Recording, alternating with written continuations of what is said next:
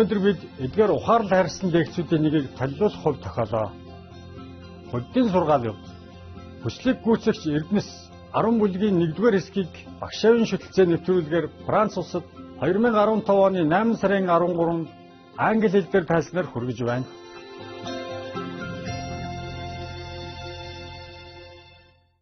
Hello Buddha, why do you cry? In your stone heart, how much desire? Why do you tears stream down the sea?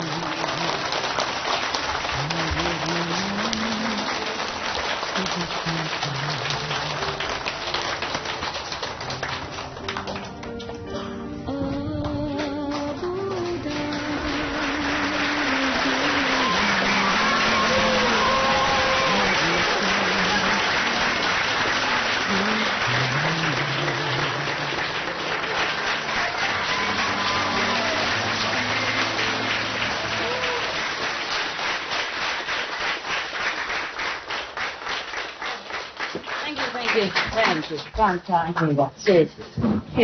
Merci beaucoup. Grazie. Muchas gracias. Okay. Any Canadian here? So, Center, wonderful. She liked this clothes. Last time when I wear it, she liked it. And it's washed now and clean. So I give it to her, okay? Remember, I like your shirt.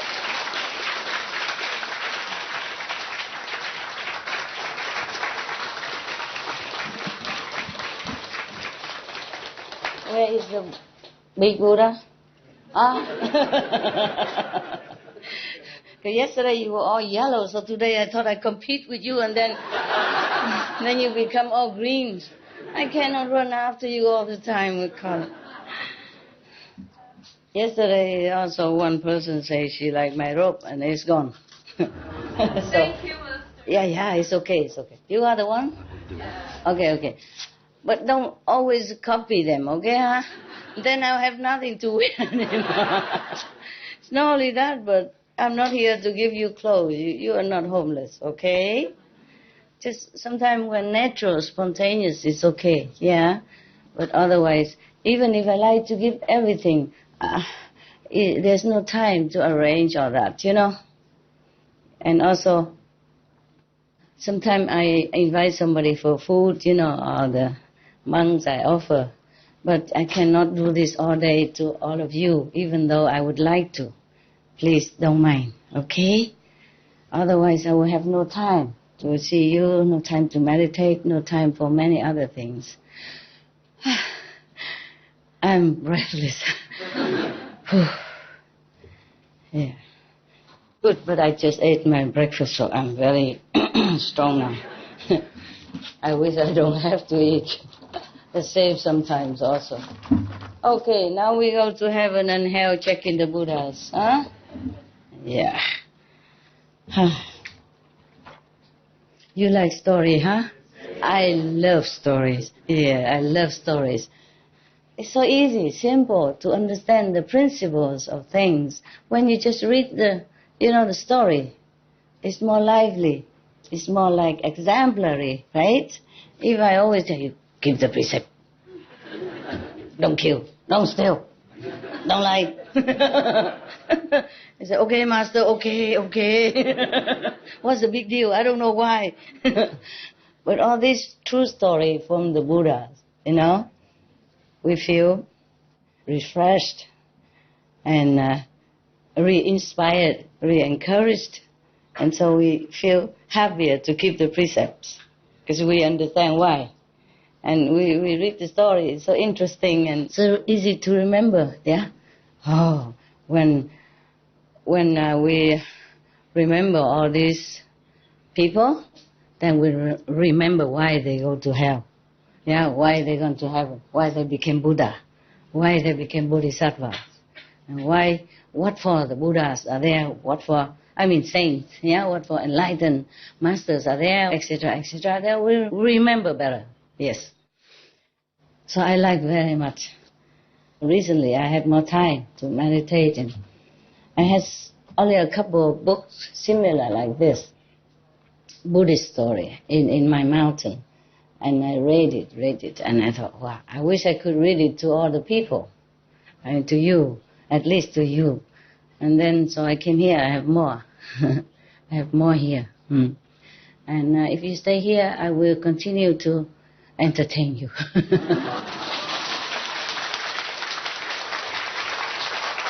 Yeah? And of course, you have to take care of your family, so you please, if you must go, okay? And we see each other again, okay? Who take care of your son? Beautiful. You, of course, who else is beautiful around there? My son is with my husband's Spanish family in Spain. Oh, you are Spanish? My husband is Spanish. Ah, no wonder he talked in some accent. I thought, how come New Zealand people talk like that? We live in the UK now, Master. UK now? Yes. I thought you went to New Zealand. You changed? We changed. We just came back nearly 2 years ago. Oh, I see. Because you talk in New Zealand, so I thought you're still there. Okay, missing the dark cloud of England, huh? And the rainy days, huh? Yeah. In England, there are only two kind of weather. Sunny day and cloudy day, yeah. Mostly cloudy day. Yeah, but people, they live in England and they just like it, I don't know. That's why England is still full of people. Not everybody went out of the country because of the fog, because of the, the weather. No, they like it. They went outside to Spain, having sunshine and all that, and then they miss rainy England. Some say that, and then they move back. Yeah. And 2 years old? No, now must be 4 already. No. Master, you've just turned 14. 14! God, time passed. You guys don't look like you have a 14 years old. Look at her. Are you younger than your husband? No, Master, he's younger than me. Oh, no. Shame on you. You look old. Older, yeah. Too old for her. It's good. I'm just kidding. You're a lovely couple. Beautiful husband and wife, yeah. Okay. I don't know your name, so I just call your husband, and I call her wife, so. So you know, okay? When I say wives, then I mean everybody except the nuns. Yeah? When I say husbands, then I don't mean this guy. Let me check it out, okay? I didn't have time today to check on your story, but I guess all of them are wonderful, wonderfully terrifying, the sutra. Okay, now, I just want to tell you, just want to remind you, because all this story and the merit that you acquire when you take care of the Buddha stupas, or you offer to the living Buddhas or the past Buddhas or the Sangha, all this is for the ordinary people, okay? Yes, the people who want to be reborn again as gods in heaven, maybe small gods, big gods, depends on their merit, yes?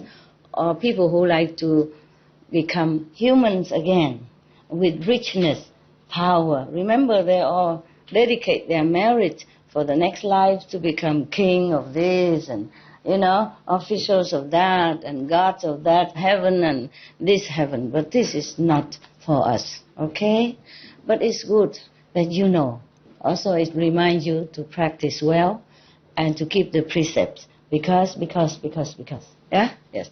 Remember, even yesterday, for example, the old woman that repaired the stupa of the Buddha. Stupa means some small thing they built to put his maybe relic in it, or a statue to remind people that Buddha was there, existed, and practices, and so praying for some protection and merit. Yes? So she repaired it with 500 people. Oh no, 32 people, sorry. I always remember 500. This is different. 32 people. And then these 32 people also came back always rich, yeah, wealthy, smart, strong. It depends on what they did, see? So she was smart, intelligent, beautiful, yeah? Yes. and also have a very good temperament, yeah, moral standard, and met the Buddha practice already, yes, and that lifetime, a life after life, many lifetime like that. They were always rich, famous, and intelligent, beautiful. Yes, but always being chased by the karma, because they killed just one buffalo only, always killed, die in such a terrible way. So mind you, all the merit that we dedicate to be a gods or angels or devas or humans with position, power and money brings us nothing, protect us from nothing. Karma is still there, chasing after us, life after life, until somehow it's dissolved, because the strength of karma is it's kind of wind down, or maybe the time has come that the karma is done. Yeah. So it's no safety at all. For us to stay in the heavens or to stay on earth with our power, merit, whatever it is, it's all impermanent. So it's better we practice like immediate enlightenment, and then from then on you will never worry about anything else. It's incredible. Even though you've done good merit, but if you done bad karma, you must also pay. They don't deduct it. Okay, I have a lot of merit, why don't you take some of that? And, I'll say, make up for my karma. No, they don't do that. Karma is karma, merit is merit. That is the problem. Accept. If you met a master already, yes. And even then you had karma.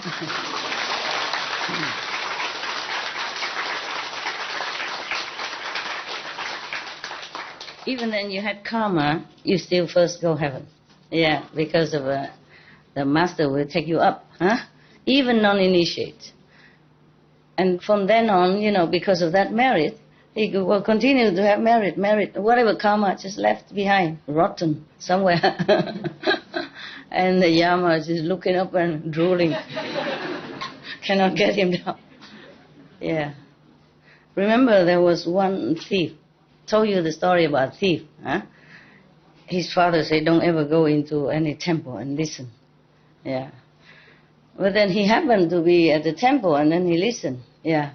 One time. And then he heard a sentence say, real God has no shadow. Oh, just remember that. Remember initiation. Probably he just listen to that one. And then one day he continued to do his stealing stuff. And his father tell him he always had to escape. Yeah, he showed him many ways to escape. And it's okay. But one day he was caught. Yeah, and the father told him, even if you're caught, you don't confess, then it's no problem. Nobody can do anything to you. Just say, no, I didn't do it. Okay, so he does that, then he's caught, and then he say, no, I didn't do it. It wasn't me. No, I didn't do it. I wasn't going to steal nothing. No, I have nothing. Look at that. No, nothing. So the people cannot do anything. And then they thought, if we pretend to be the gods, then he would confess. Because he said, I tell you the truth, even if God's here, he will know it. So they said, okay, they test it, and they pretend to be gods, and then they question him, interrogate him. And then they lit the lamp and look mysterious and all that stuff, in the night and interrogate him. And then he was about to, scared, he was about to say the truth because it's in front of God, they make it themselves look majestic and like a god. He was about to confess, and then he saw the lamp shining on them and the shadows on the wall. And I remember in the temples, the real gods had no shadow. So he continued, no, I haven't done it. I haven't done. If you are God, you know already. Don't ask me. So they let him go. They think he told the truth. And from then on, after he died, he went to heaven. Because he has listened to one sentence of that initiation.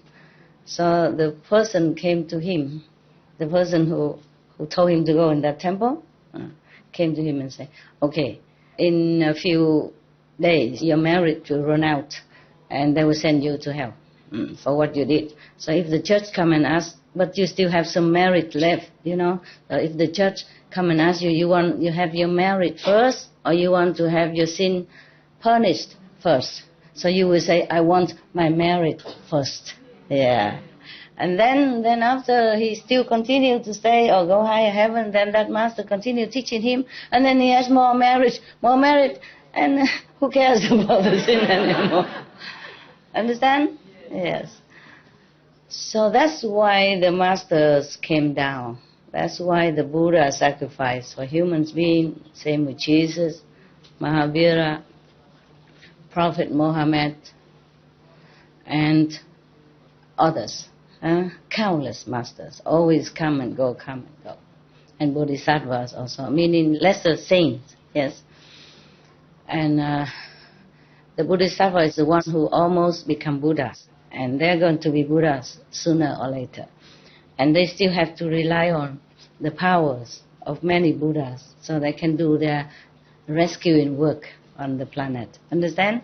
The Buddha no need to rely on any body power except giving power to whoever has this bodhisattva vow to save beings, or the Buddha save themselves. When you became Buddha, your journey ends. You can either save in the being, or you don't have to save any beings. Or you save the beings and still you go up. You have no karma attached to you, you just go up. No matter how many you save, you just go up. Maybe you suffer when you're alive, but that doesn't mean that you have to come back, because of this karma. But if you do come back because your love, your compassion for other beings, then the karma that you still had from last life, maybe from other beings from last life, like the one you saved, or the one you're going to save, will be upon you. Then you will be born a just ordinary person, and then you have to somehow awaken or find a master. Somehow it will lead you to practice again, and then you become a Buddha again. Okay? So you're safe if you're Buddha or Bodhisattva. But you have to reach such certain level, as Bodhisattva or as Buddha. Then even if you were born as human again, you will not be oppressed too long. You will somehow in yourself, something stirring up all the time. And then somehow, something will lead you to meet another Buddha or enlightened master, or the one who knows the teaching of the Buddha and pass it on to you again. Then you, okay. Okay. Like that. It's better, safer, to keep in your mind that you want liberation. You want the ultimate goal of practice. You don't want to be a god in heaven. You don't want to be a human with rich and power and all that, unless you want it to so. Because you think, unless when you go up there and you see, okay, if I become prime minister of this land, I could help so and so, my relatives, my friends, my countrymen at that time. Then okay, your choice. Not pushed down by karma. Yeah.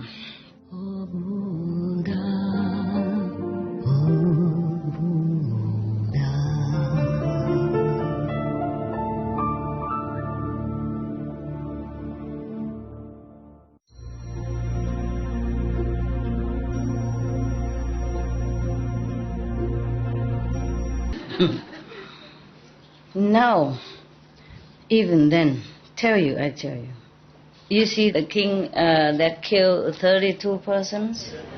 He was a disciple of Buddha. Otherwise he wouldn't run to the Buddha. How would he do that? You see what I mean? Not disciples, but maybe follower, believer, a lay believer. Still, he killed people. In a nanosecond of anger and fear for his life, he forget to ask the Buddha.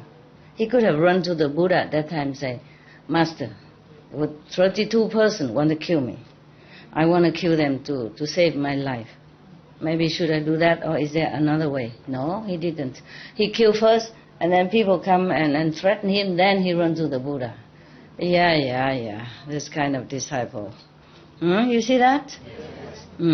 So being a king because of your marriage or former life, is bad for you.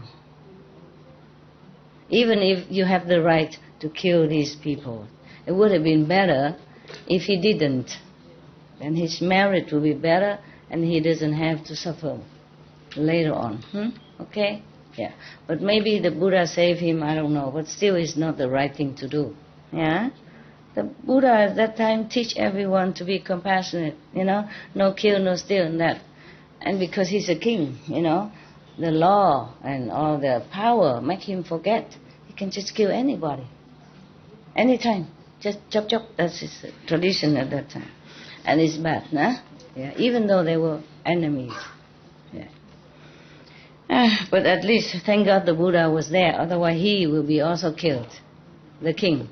Because the clan of the 32 noble children, come and revenge. And then, after their revenge, the king army, the king princes and prince and officials will revenge again to the and then this will never stop. It will involve more people, more karma, more killing, more bloodshed. You see that?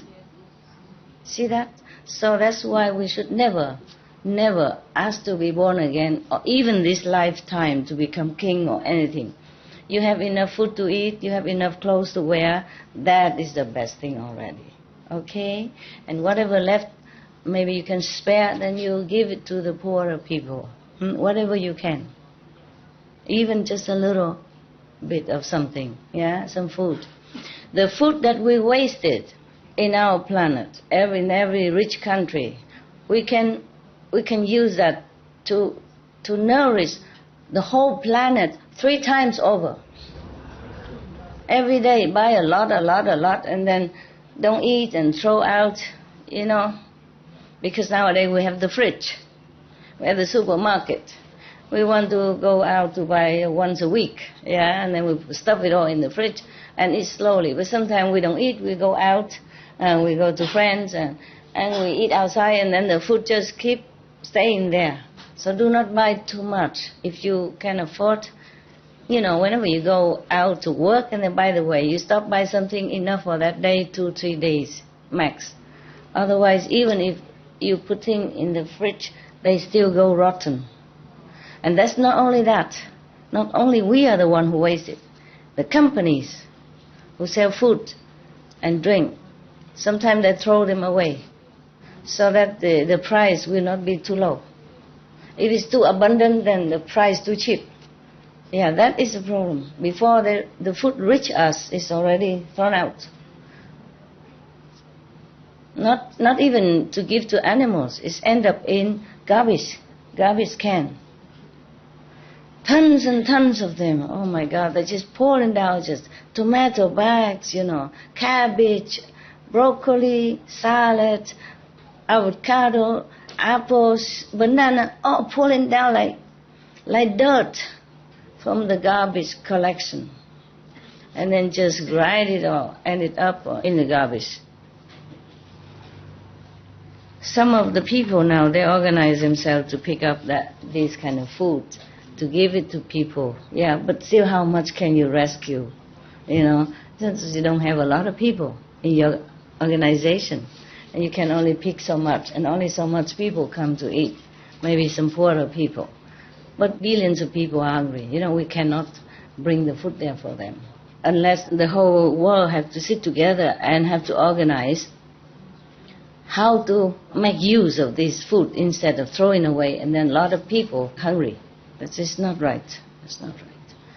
It's not only hunger, but costs a lot of electricity, water to grow this food and then throw away. And when throwing away, it costs also money to take care of that. Trucks and electricity and machine to make use of that and to get rid of that. To transport to the garbage area or doing something with it costs more manpower, more electricity, more water, more taxpayer money. This world has to organize itself in more efficient, benevolent ways. Otherwise, it's going to be shortage of food, of drink. Even for the rich people later. If continue like this, even you have money, you can't buy things. Keep wasting, and then the earth will have less nutrition, and the water will be polluted, and cost too much of everything, CO2 more, because of all this work. Then it's really a helpless situation. Helpless situation. The world must organize itself. All the countries, especially the rich countries' leaders, have to sit together and think of what to do with this. There must be an efficient way to divide all this food to all over the planet. Then there will be less war, less refugees, less trouble, right? Many countries are fighting with each other because of water shortage also, oil problem. You see that? Yes. Just because we use it too much.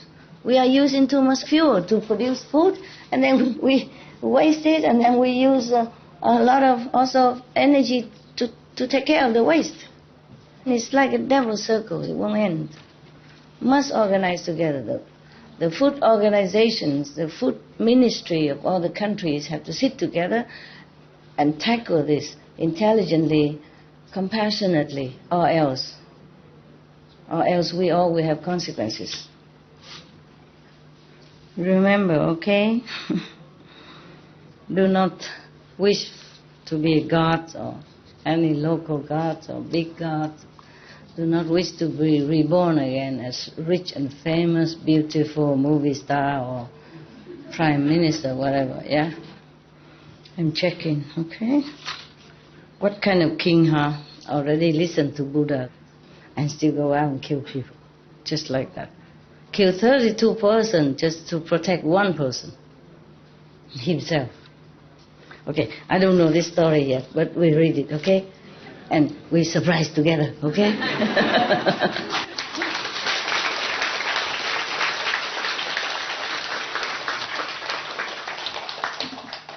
Because I didn't finish the whole book, okay?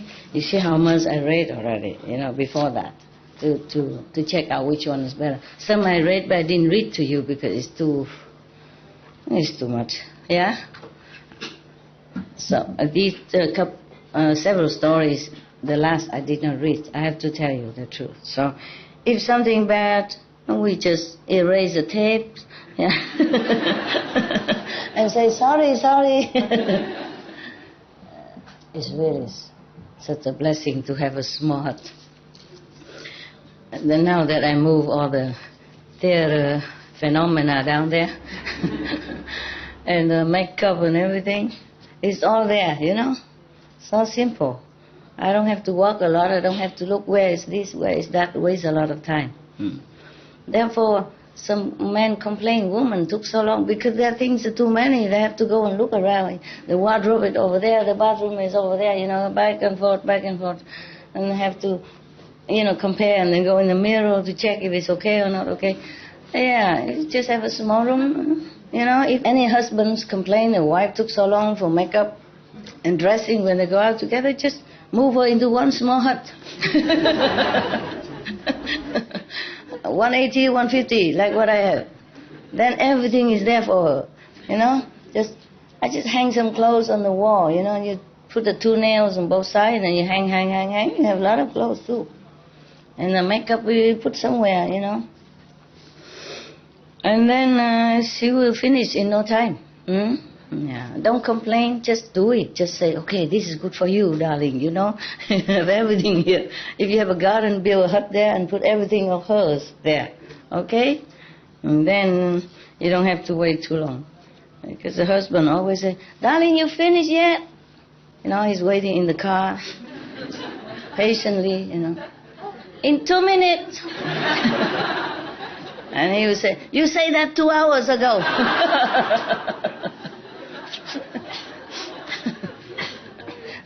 Huh?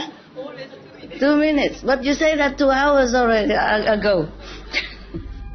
We should really thank the past masters, monks and nuns and scholars who had take time to record the Buddha's teaching after the master's nirvana.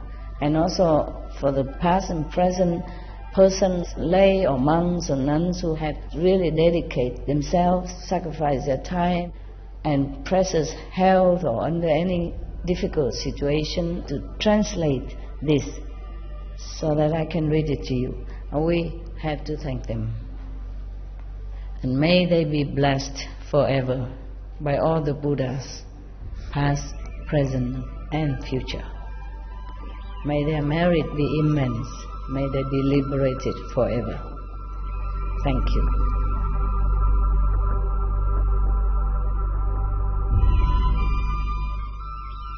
According to Buddhism and the believer and the tradition, when you read sutra and all that, you have to put on incense, flower, and bow to the sutra first and thank all the Buddhas and Bodhisattvas in 10 directions, all respectfully, before you read it, okay?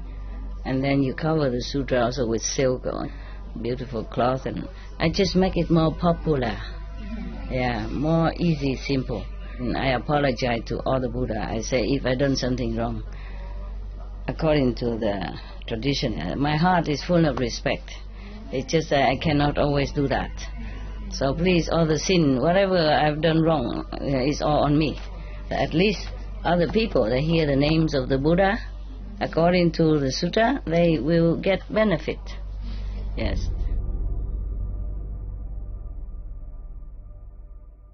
Okay, this story about somebody named Dai Thi in Vietnamese translation. He's the one who tried to empty the ocean. Thus I have heard true story from Anand and Buddha. At one time, the Buddha in the country called La Yuet Ki, in the mountain Ling Tu, probably that's the mountain of these, the one who eat the dead corpse, I forgot. The bird that eat... Vulture, the vulture mountain. Yeah. Oh my God, the Buddha. He stay everywhere. Probably just the name, you know, but the vulture will not be all over the mountain, no? Probably staying outside his ashram, waiting for... waiting for some leftover food or garbage. With his foremost disciples and 1,250 bhikkhu. This time it's not 500. Yeah, it's 1,250 bhikkhu. Exact. At that time, the Buddha wanted to have an attendant. So everyone, the foremost disciples, the first disciple, the big disciples knew his wish. And then the person named Như, he is one of the 5 persons who drinks his blood, drink the Buddha blood in former life, and then become his first disciples. Huh? What mean all? Oh, the Buddha gave it. They were Dracula, they were vampire at that time. And because Buddha was a king, remember, in that country, and he taught all his citizens to keep the 10 good precepts. Therefore, all the angels protecting all the citizens in that country. So these vampires could never find anyone to catch and to eat or drink blood. So then he came and complained to the king. He said, you have compassion for all the people, but you forget us. We have nothing to eat. We are dying now. Etc. Remember the story? No, you were not there. Okay, so he cut his vein to 5 holes to let them drink the blood. And then he say, you must change your way. You must be more compassionate, loving. You cannot eat people, because people are the top of the creation. Change your way. So in the future, if I became Buddha, I will rescue 5 of you first. So, said and done. Yeah. So now, one of these 5 persons have met the Buddha and became the first disciples, and also become a monk, 5 monks under him. And at that time, in this vulture Vulture Mountain, the Buddha just need an attendant. Perhaps Anand was ill or something at that time, or maybe he's not there. So Kieu Trần Như, one of the 5 first disciple, come out and kneel in front of the Buddha and said to him, "Obeisance to the world-honored one. I vow to be your attendant all my life and serve you faithfully, humbly. Please be merciful and accept that, so that I have your blessing." They're just saying that, but that doesn't really mean that they want to do that to get blessing, just humbly. The Buddha say, "But you are very old now. I don't have the heart to make you serve me."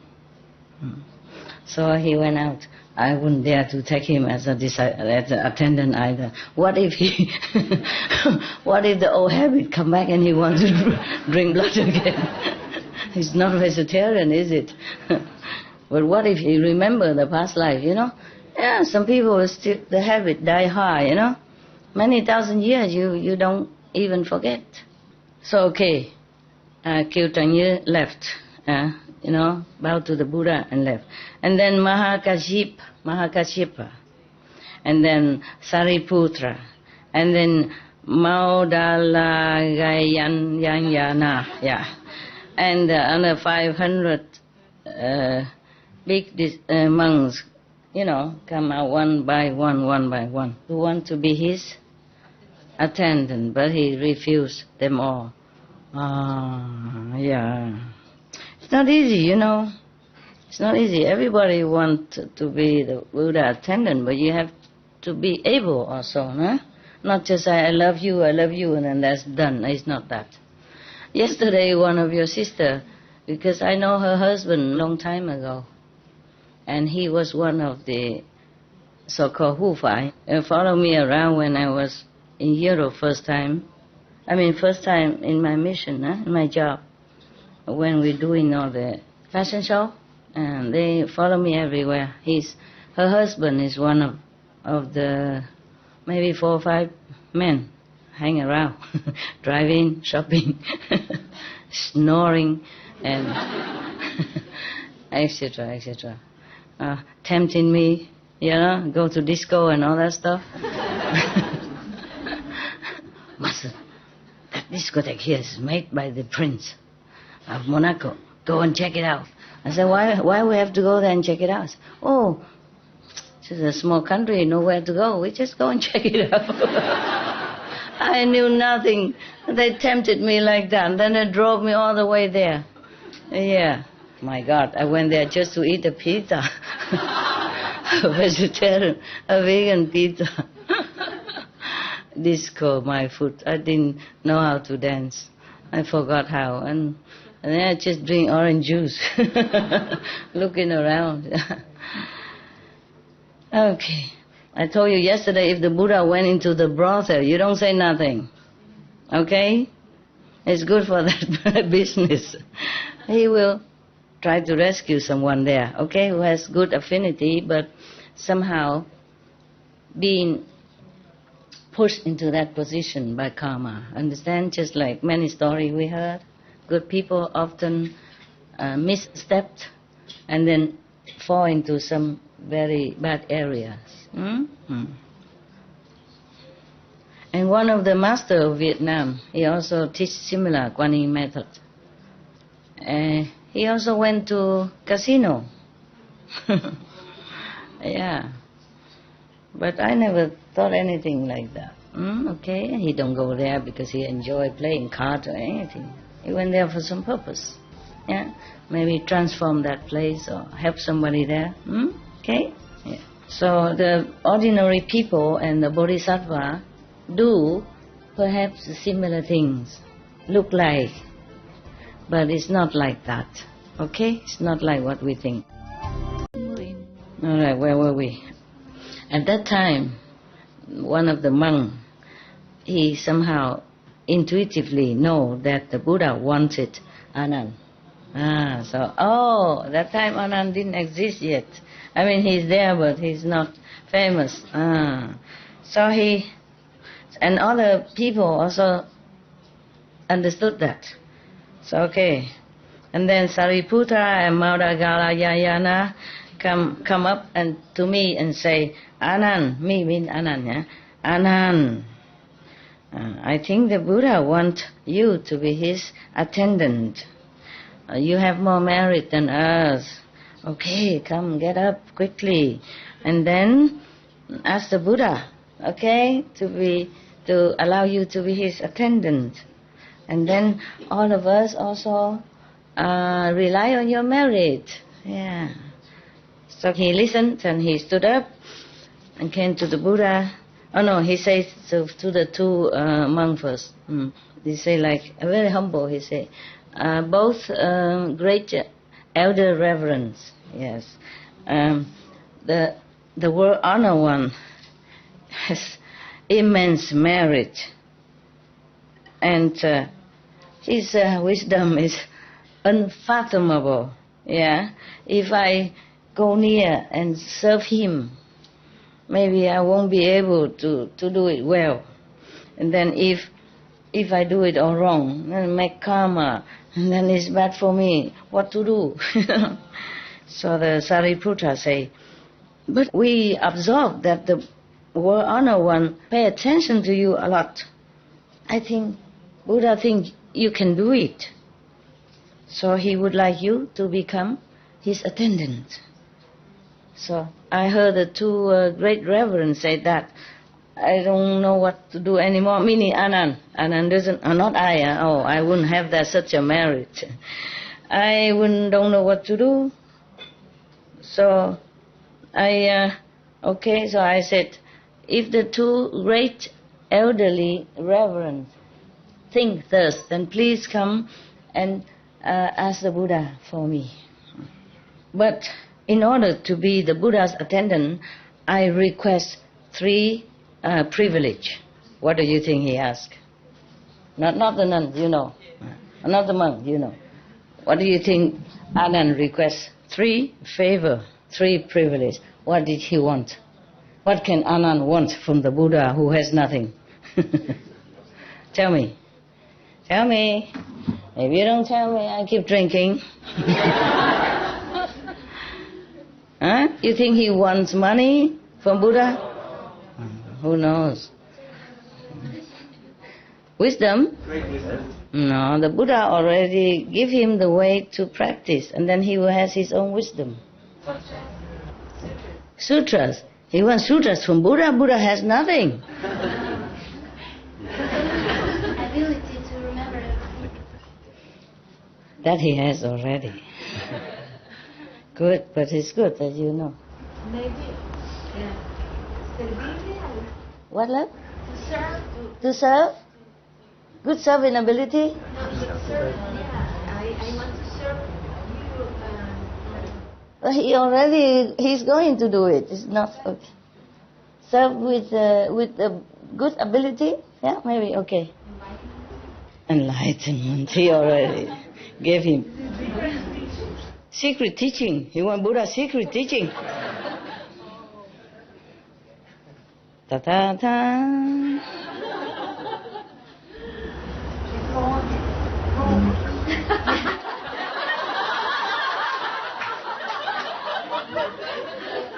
Buddha has no room. He lives in a mountain next to the vulture. What else? Immortality. You want Buddha to have a successor? Yes. To pick a successor first. Okay, understand. Okay. He's saying that he wants the Buddha to pick a successor first. And then after that maybe use a successor or maybe use Anand together. Yeah, is right? Okay, good. What else? Immortality, the golden Buddha is immortality. Immortality. He wants Buddha immortality or him or Anand immortality? L'immortalité du Bouddha ou de l'Ananda? I don't. Ananda is. Ananda want to have immortality. Right. Okay. Because when the Buddha asked for immortality, Anand just zip, say nothing. That's why Buddha died. Okay, good. Anything else? to help cut the ego? Help cut the ego? Oh, that Buddha cannot do. You gotta do it yourself. The more he helps, the more you get angry at the Buddha. Then you might leave. It's not easy to help anyone to cut the ego. They will hate you. Since it hurts. What, love? Since it hurts. Sincere. When Buddha sincere heart? Anand wants sincere heart. Anand want the Buddha help him to have a sincere heart. Is he not sincere ever? Oh man. All right. Maybe typing machine? Typing machine. Typing machine. A recording machine. His mother to be Buddha's disciple. Anand wants his mother, Anand wants Buddha's mother, to accept the mother. No, that's another time. That's long after he was attendant already when he asked. to be always his number one disciple. To be the best disciples and always stick around like you guys want it. Oh, typical. Don't even know can do or not. I want to stick around. Yeah. Everybody wants but cannot do. Anand, even though he wasn't all that enlightened, but still, he's not all that mundane like you. Stick around. Eternal life, blessing, whatever, no? He's unconditional. He's a monk. He was a good monk as that. Very good monk. Maybe he's not so quickly enlightened like Sariputra or other great monks' disciples, but he's not mundane, understand? He's very pure and good. But he was very handsome. That's why the Buddha don't let him wear or showing one shoulder even. Cover everything. Yeah.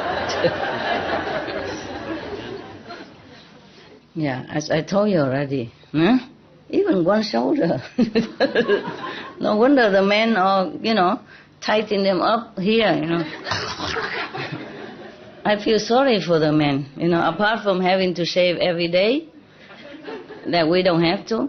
They have to wear, tight or butterfly and tuxedo, whatever. I don't know why. Maybe the Buddha knows.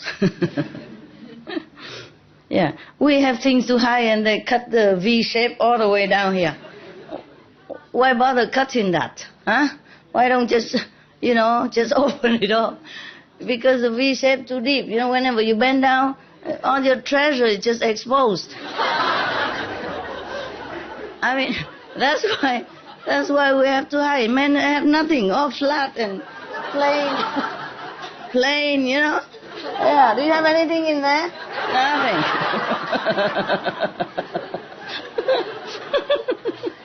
That's why, their shirts are all the way up to here.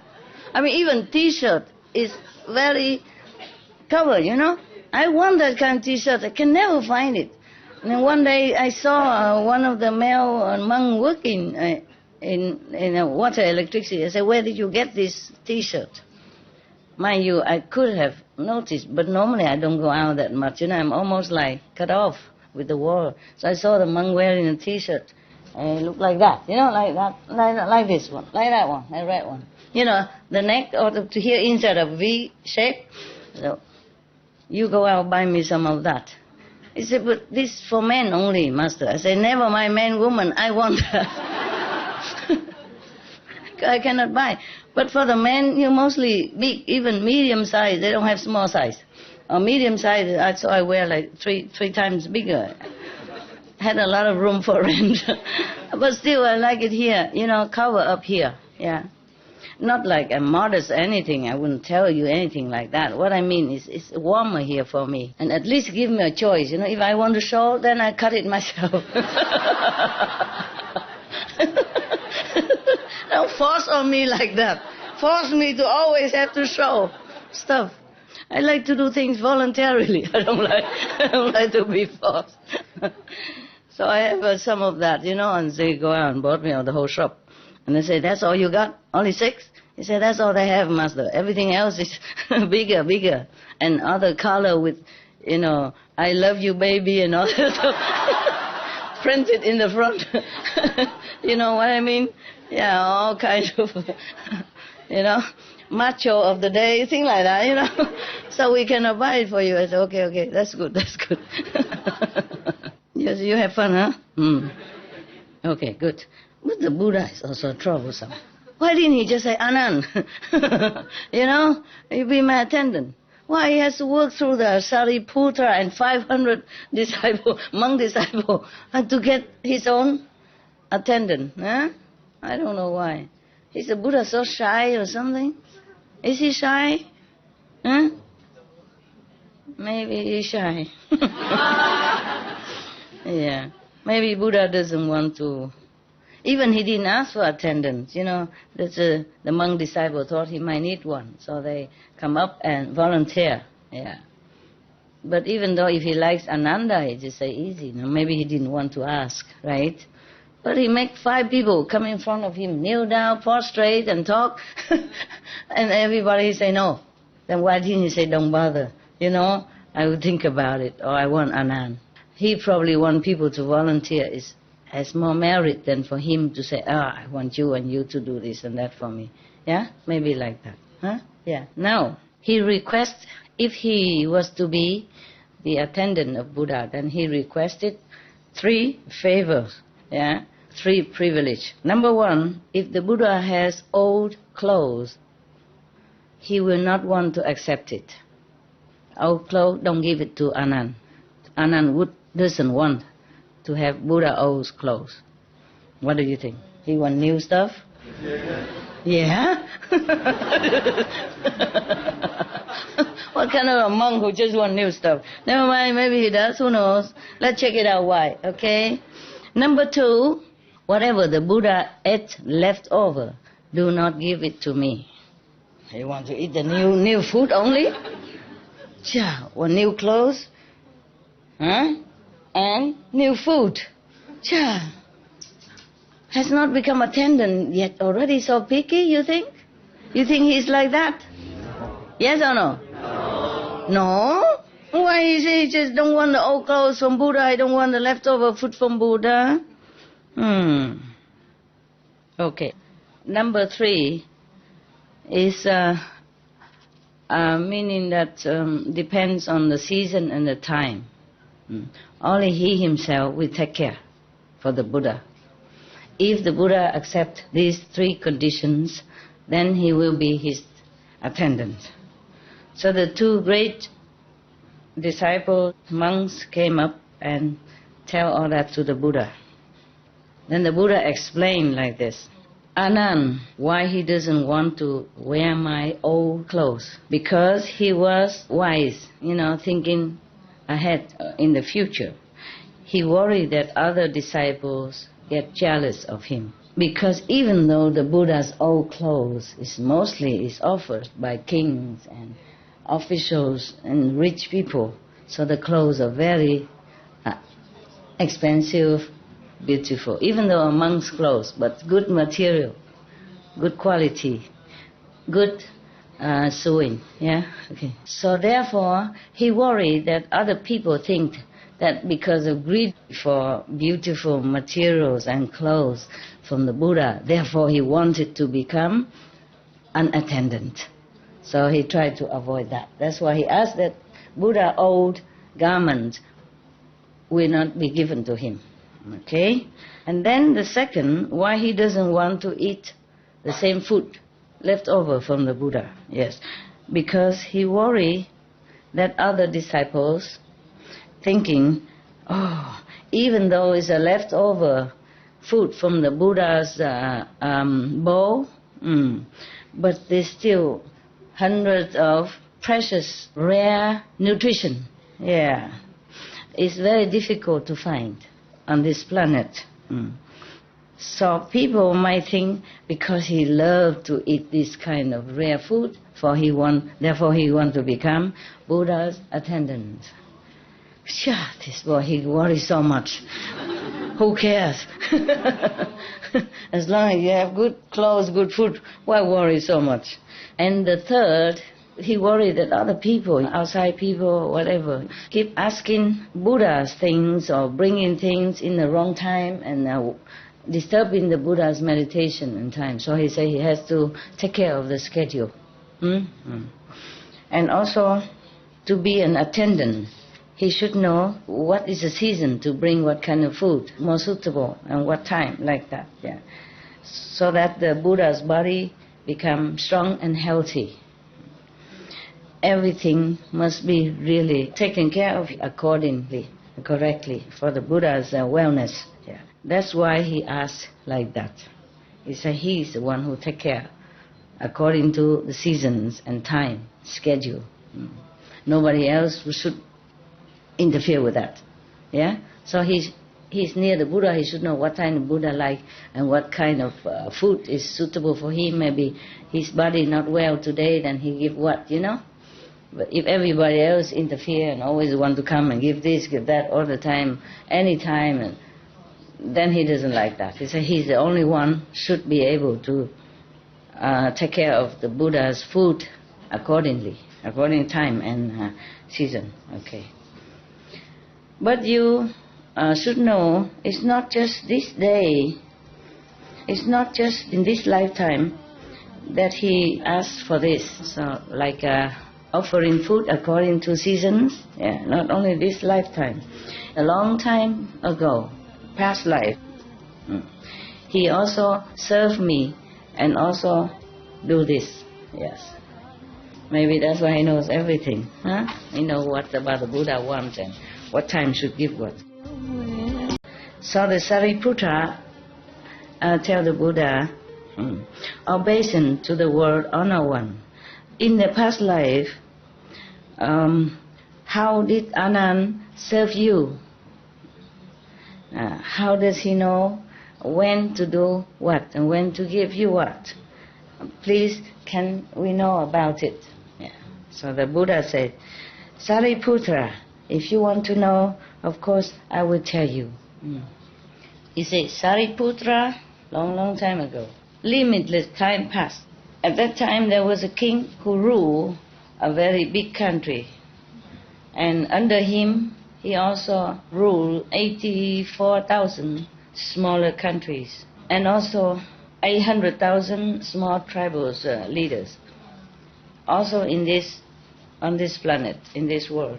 The capital is Balotisa.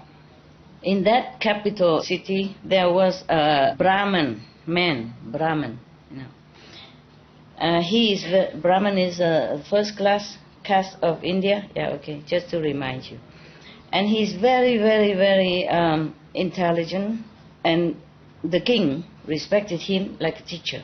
And all the subordinate kings also respect him very much. Everyone make offering to him and often come to visit him or ask for advice, etc.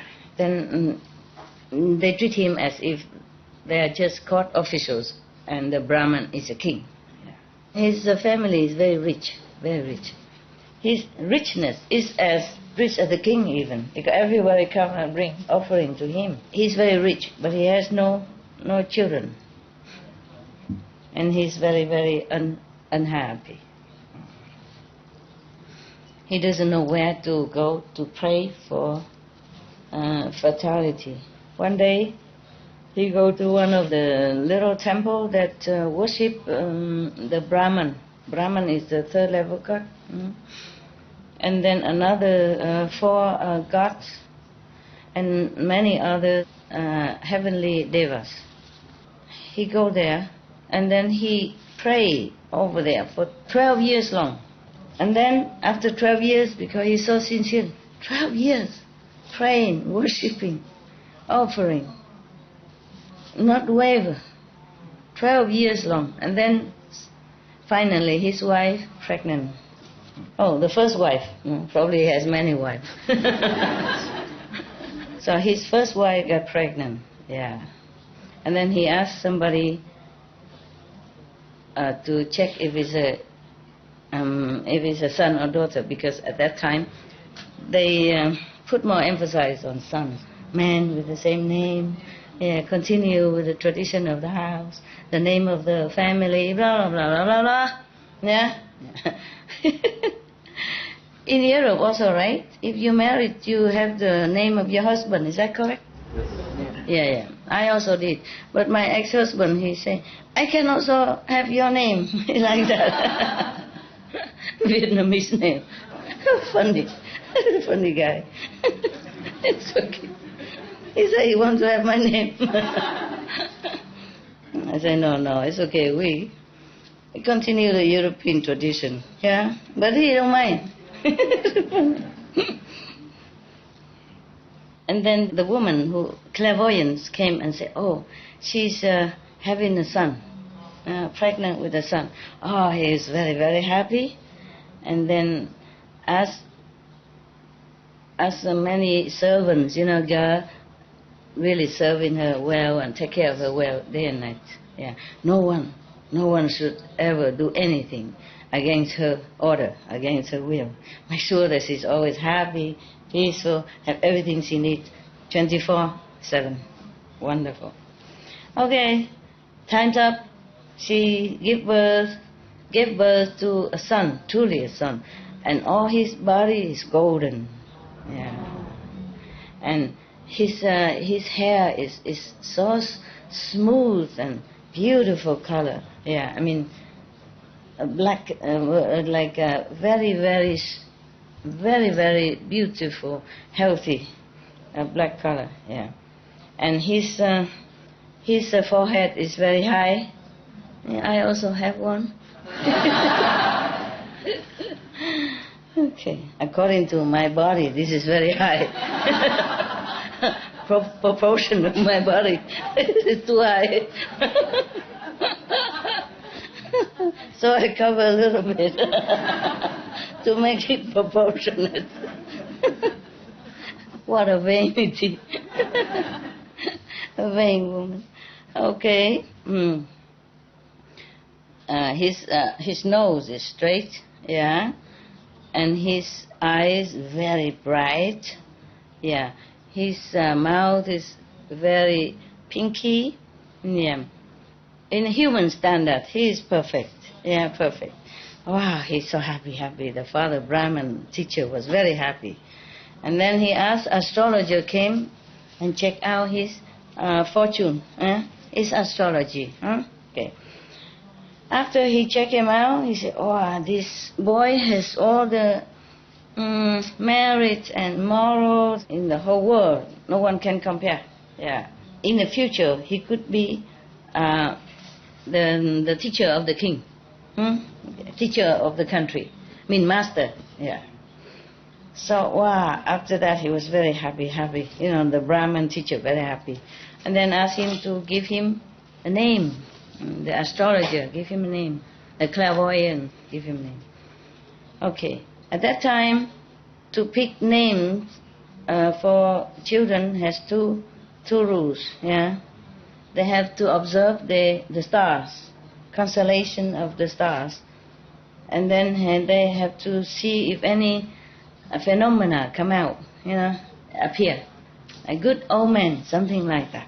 So the astrologer asked the man, when the great lady was pregnant, was there any strange or good phenomena appear or not? So the Brahman said, no, sir, my wife is a very wicked person. She has not very much charitable heart. She don't have. She never tried to do charity or do anything meritorious. Since she's become pregnant, she changed. Yeah. She suddenly have pity for the poor people, for the unfortunate people, and she gave charity all the time. Yeah, very diligent in doing good deeds. She is never so greedy and wicked like before. Oh, so the astrologer very happy, saying, that's because That is because the power of the fetus inside, the sun, that is making her like that. Yeah. So therefore I give him the name great charity, something like that, yes. Mahasakatha means great charity. When this boy grew up, both her parents, of course, love him very much and really, really appreciate him. So they built a very big palace for him. Yeah.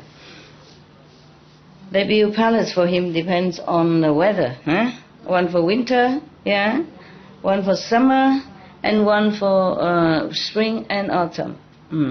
Wow, wouldn't you like to be the son of that family, huh? Not only powerful but rich, and so good taken care like that. Yeah. Nowadays we don't have to build 3 separate ones, right? Just put aircon and heater. Huh? Yeah, and even in winter we can have greenhouse. Yeah, plant flowers in there. Yeah, no problem. Nowadays we're so smart. And then he ordered many of beautiful women, girl, take care of him day and night and entertain him, amuse him. Okay, maybe dancing, singing, whatever. Yeah, okay, huh? This boy is very, very diligent, and he loved to study. And he also very intelligent already, so he learned everything by heart so quickly. Yeah, everything, all the knowledge in the world, he studied them all, and he learned so fast. And many things, he has many talents also. He learned everything, he can do it quick. One day he said to his father, respected father, I stay in this palace long time already. Please, can I go out and have a look outside to see what the other people are doing? Yeah. Yeah, you can. Please go and enjoy. So he asked people to pave the road, repair the road, because sometimes the road maybe have hole or something. Wow, such a father. Repair the road, make everything ready, and put perfume on the road and everything, and then put flags on both sides and put banners and all that. And then he take out one big white elephant and cover with beautiful brocade blanket and sheets, and cover and decorate with all precious clothes and jewels, and then even put this chiming bell and all that. So whenever he riding, he go cling clang, and then he order those musicians and singer, all that, accompanying him with music all the way. Cha, what a journey! Yeah, and then the musicians go in the front with all kind of music instrument, the front, and then the elephant go after. And then after the elephant, thousands of people with elephants and horses, going, accompany him behind. Musician in front, thousands of people behind. Probably servants and food, kitchen staff and caravan, with the aircon, refrigerator, deep freeze, all kind of stuff. Yeah. Otherwise, what for 1,000 people behind there? With so many transport. And the road is very flat and convenient already, and then the weather is fine. Yeah. And then the sun even shining down with 5 colors. He looks like a wheel steering king from heaven. The whole country, or nearby city, come out and look. Yeah.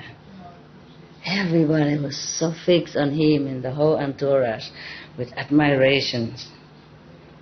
And nobody want to take away their eyes from that, from him and from the whole entourage.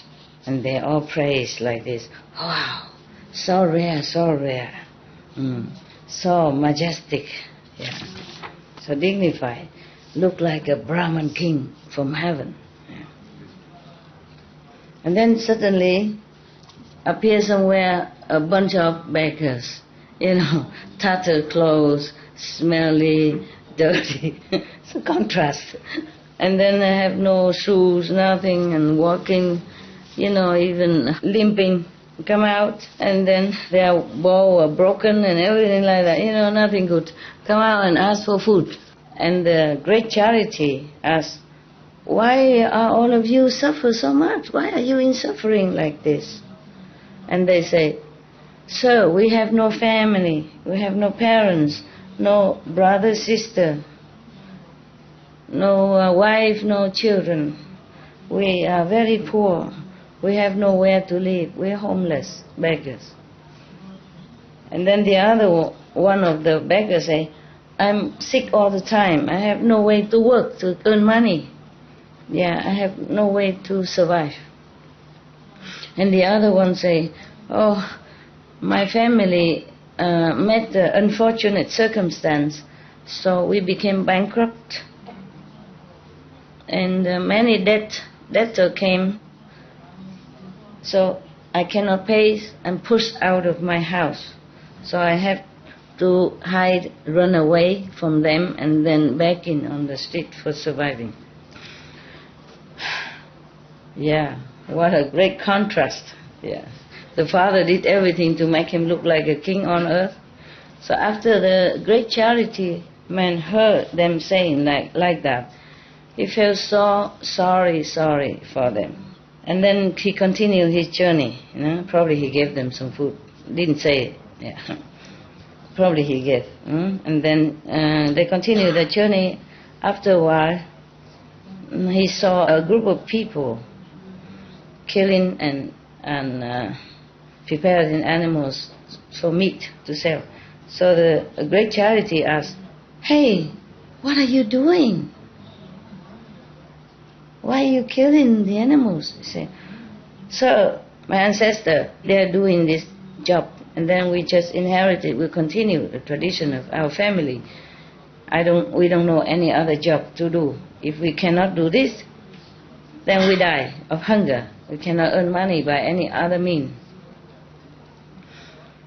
So great charity felt also very pain in his heart for the animals. I don't know, maybe he eat them every day. He didn't know they are going to be killed like that. Eating and seeing is different. Eating the meat, and seeing people chop them like that is different. In a while, when they continue their journey, and then he saw many people plowing the field. The farmer, And then all the worms coming out because they're plowing, and all the worms and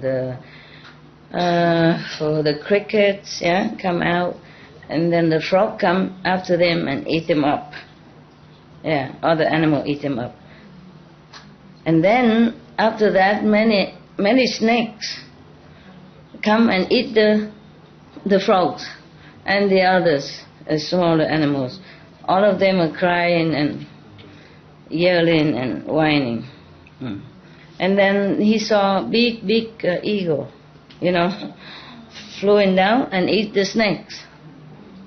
Swoop the snake and brought it up and eat on the top of the tree. And the great charity asked, what are these people doing? And people say, sir, they are plowing the field in order to plant the rice. Yes.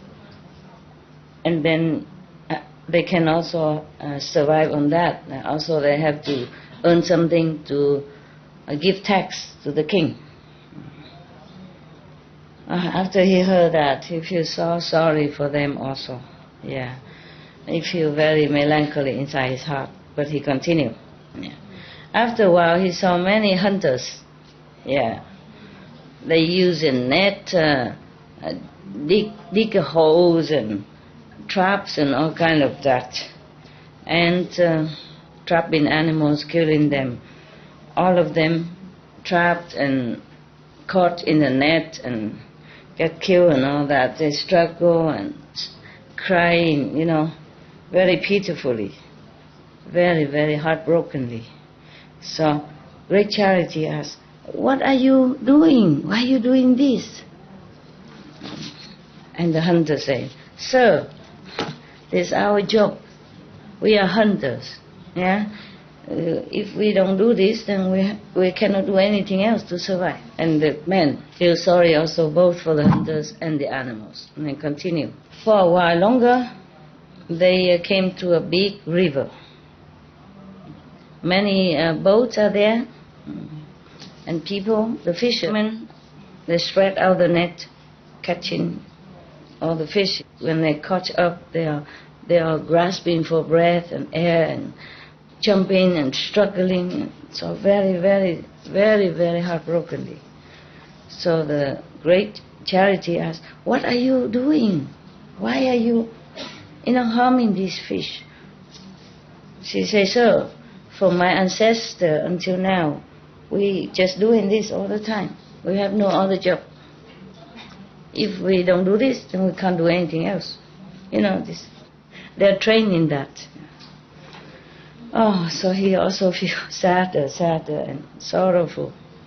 And he was thinking to himself, all the citizens in my country, because of not enough clothes to wear, not enough food to eat, so they have to do all this terrible karma by killing other beings.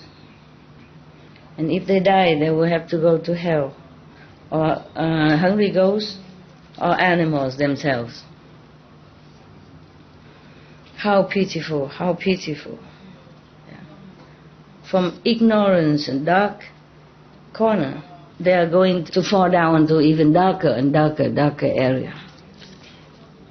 How pitiful, how pitiful. And then the Great Charity tell all of them, tell his the retinue, the entourage, "Okay, all of you, take me home. I want to rest. I don't want to go any further." Since then, since he saw all that, he saw everyone so ignorant and doing such a terrible karma, he became very sad. Since then, he's never smiled again. And then he was thinking how to help all beings so that they have everything, not just physical contentment, but also spiritual and mental and everything.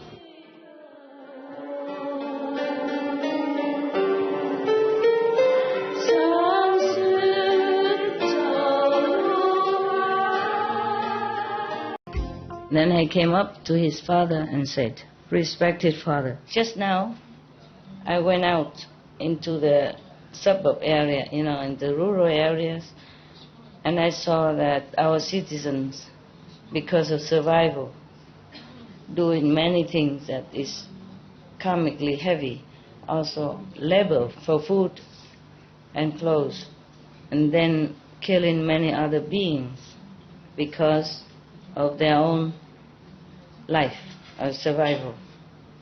Even cheating, killing, and harming each other. After they die, definitely they will fall into the three evil paths, yeah? Remember what is that? What is the evil paths? The three. Hungry ghost. Yeah, hell. Hungry ghost. An animal. And animals, yeah, bad animals, yes. Not just good animals. Or maybe normal animal, good animal. Depends, huh? Depends on the karma. So I feel very, very sorry for them. Please, can you give me one of our store of food so that I can go and give it to them, to the poor people? Yes, it's up to you. My wealth is yours, yes. If you want to go and give to them, I'm happy too. Okay, after that, he went out and posted everywhere. He said, all the country people, anyone who are poor, has not enough food to eat, not enough clothes to wear, come here to my house. You take as much as you need. Okay? All right. So everyone heard that Everybody come, the people who are poor, sick, lonely, no one take care, everyone come there. Many people came from far away, as hundreds of miles away, yeah, or even more, yeah. People come from 3,000 miles here even. I don't know how they do that. No car. They probably take time. Huh?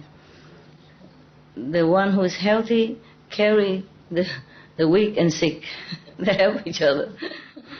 Yeah. The one who have eyes take care, take the blind. So anyone come there who, if they want rice, they have rice. If they want clothes, they have clothes. Everyone have everything they need. After a while of charity, many of the stores in his house have gone down. So the storekeeper came in and said to the father, the owner, "Sir, your son is giving many things away already. If the king and other officials come here, how can we make a party and treat them? So please reconsider this. Don't be too late, and later there's nothing left." 1/3 is already gone. 1/3 yet, so that means his family very rich. 1/3 is gone, and 2/3 still there. So, but the father think rather empty all the storerooms, but not to make my son unhappy. Don't you wish to have such a father? Yeah. And then after a while, all the storage is less, 2/3 less, gone. Yes. So the storekeeper come again to the father and say, "Sir, 2/3 of all our storage is gone already. If you don't stop this charitable work, then even we have nothing to eat." So the father thought, "I love my son too much. I don't want to make him unhappy, but maybe we can think of something to lessen all the people, the beggars come in, half of them. Then maybe we still have something to use." Okay, so the storekeeper hear that, he locked all the store, went somewhere else. Because the store is locked and the storekeeper is not there, so all the begging people go direct to the great charity boy. And then he took them to the storeroom, and the storekeeper is not there, no keys. And then he asked somebody to go and look for him a long, long time, and then we found him, and then he came back and opened the store. But he doesn't give a lot. Okay. And then the great charity thought to himself, the stopping of charity, it cannot be directly from the storekeeper. He won't dare do that. It must be my father. Yeah. But because I'm the son, I also don't dare to oppose my father. Also, a son should not exhaust the wealth of the family. Even then, in the storeroom, there's not much anymore. So what can I do now so that I can continue to give to the citizen so that they're happy and contented? Then I would feel happy myself. And then the great charity asks everybody, in this world, what kind of profession that earn lots of money, earn the most money? What kind of profession? Tell me. Huh? Jewelry? Not necessarily. Banker. Lawyer? Technology? Apple? Selling apple? Apple computer. Not apple. Yeah, even selling apples, you can have a lot of money, huh? Bill Gates and all that, yeah? Right. What did you say? What else? Mining? Gold, mining gold. What else? Anybody else? Artists. Huh? Artists. Artist. No, not.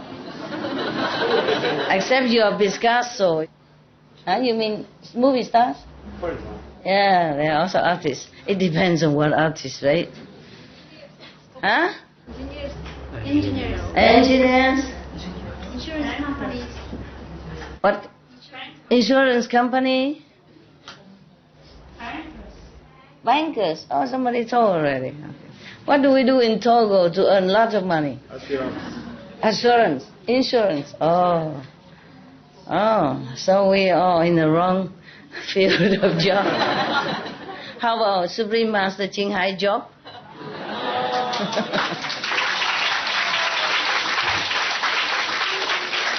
Just joking. Artists, depends on what kind of artist, you know. Some are very poor. Huh? Musicians, poets are poor. Remember the joke I told you? One man went to the doctor and said, "Doctor, I cannot go to toilet. I cannot poo for 3 days." So the doctor said, "Did you eat something wrong?" I said, No, nothing wrong. "Did you drink something bad?" "No, nothing." Say, "What job are you doing?" He said, "I'm a musician." So the doctor take out $20. "Here, go home and buy some food to eat."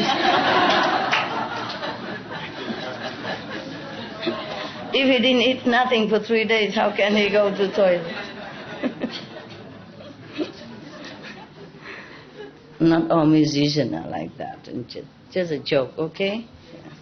After he asked what kind of job that brings a lot of money, earn a lot of money, one of his workers say, "Sir, if you plant 5 kind of cereals, then we earn a lot of money."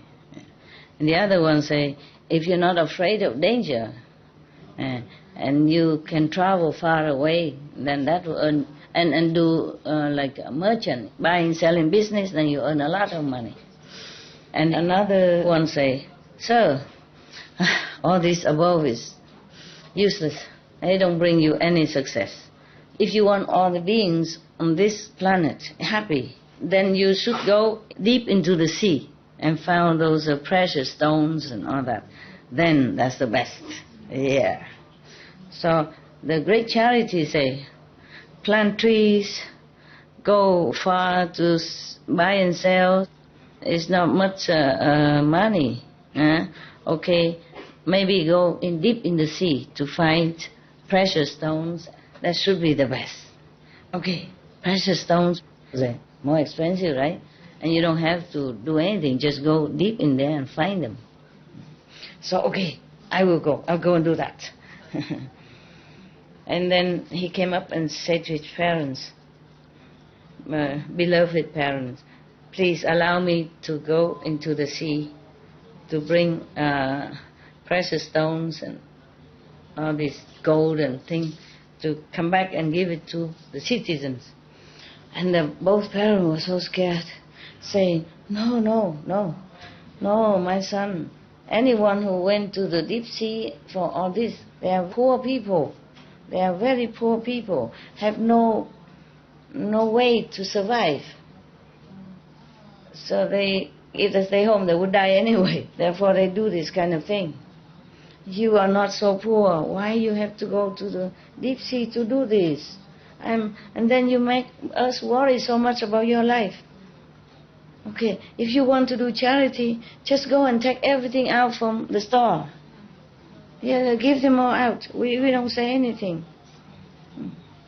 Because if you go into the sea, there are many accidents. Big wind, big waves, big fish, poisonous dragons, and ghosts and devils, demons, It's very difficult to escape. Please, why do you bring your precious life into such a detrimental, dangerous situation? Please don't go. Don't think nonsense anymore. And great charity was so sad.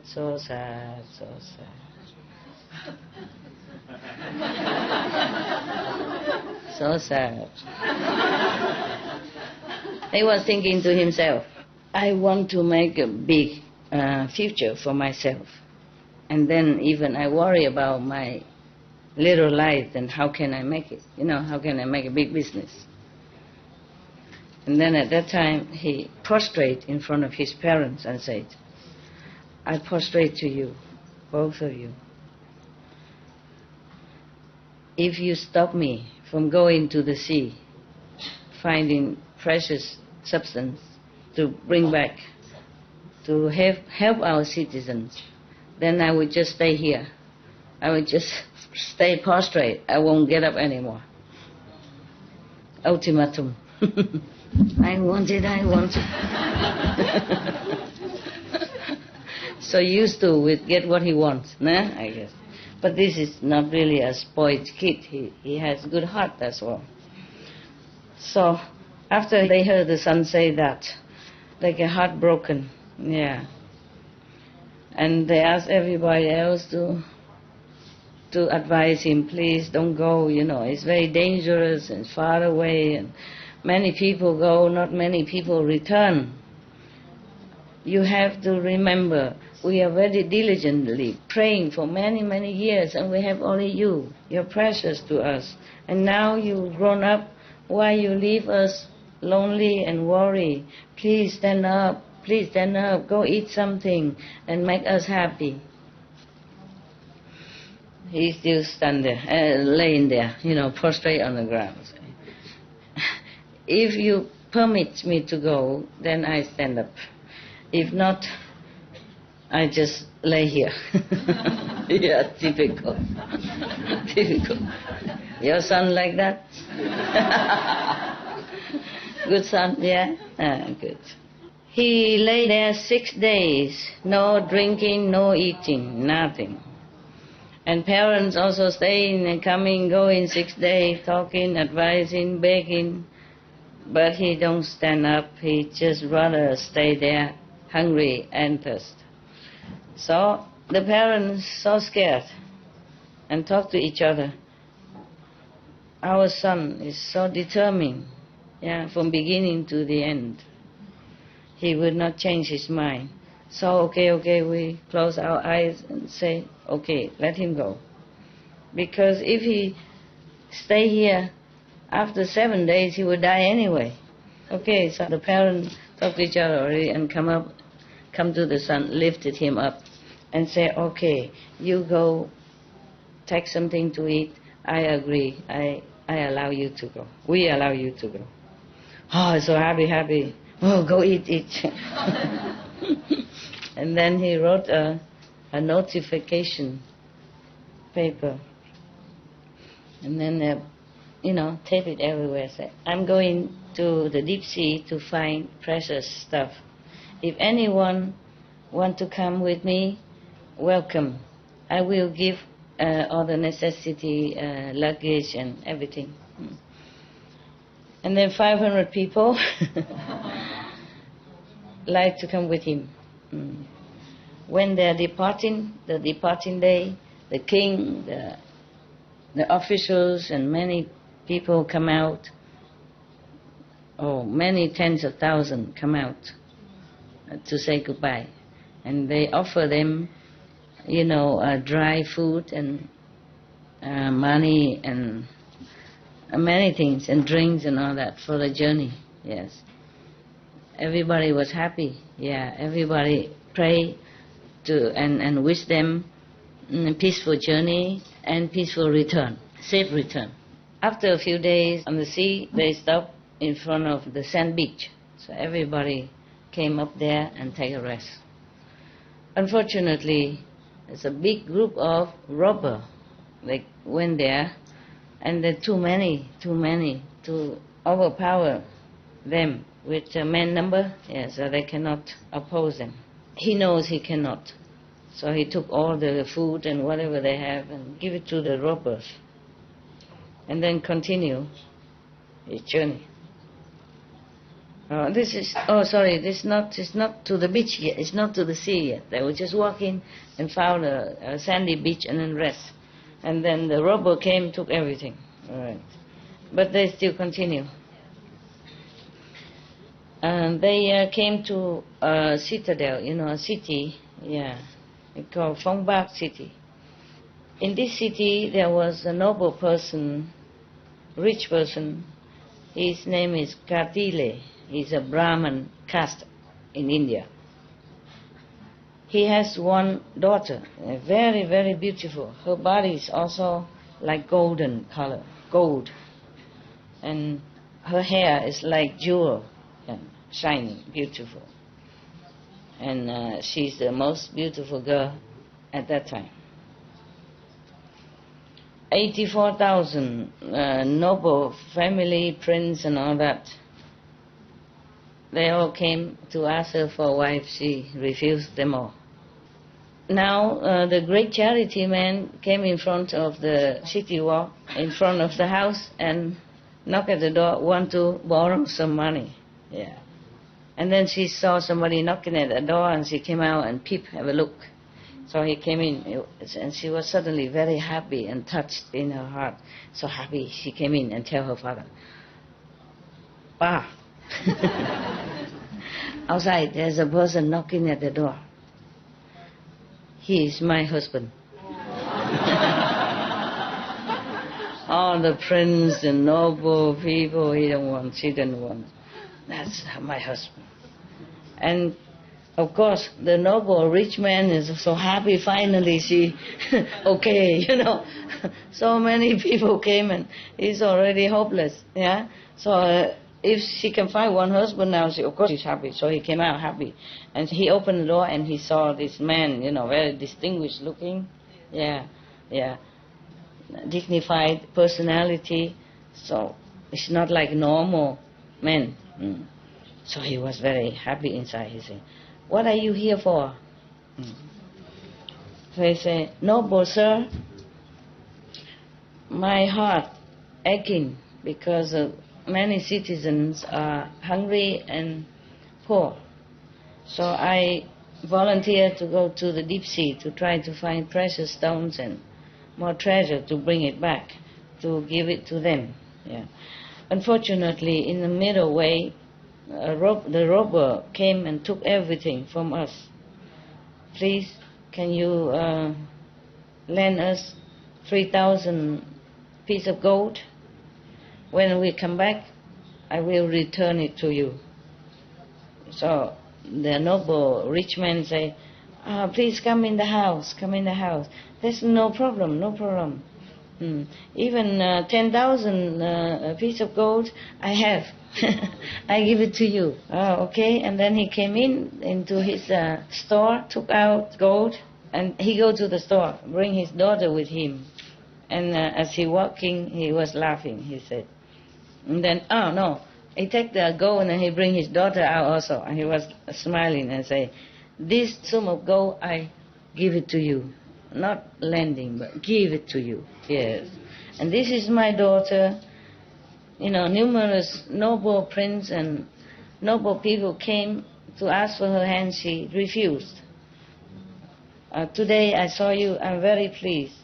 And my daughter also agreed to marry you. Would you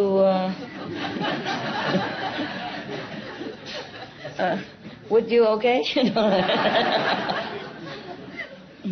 "Tell me if you're okay, So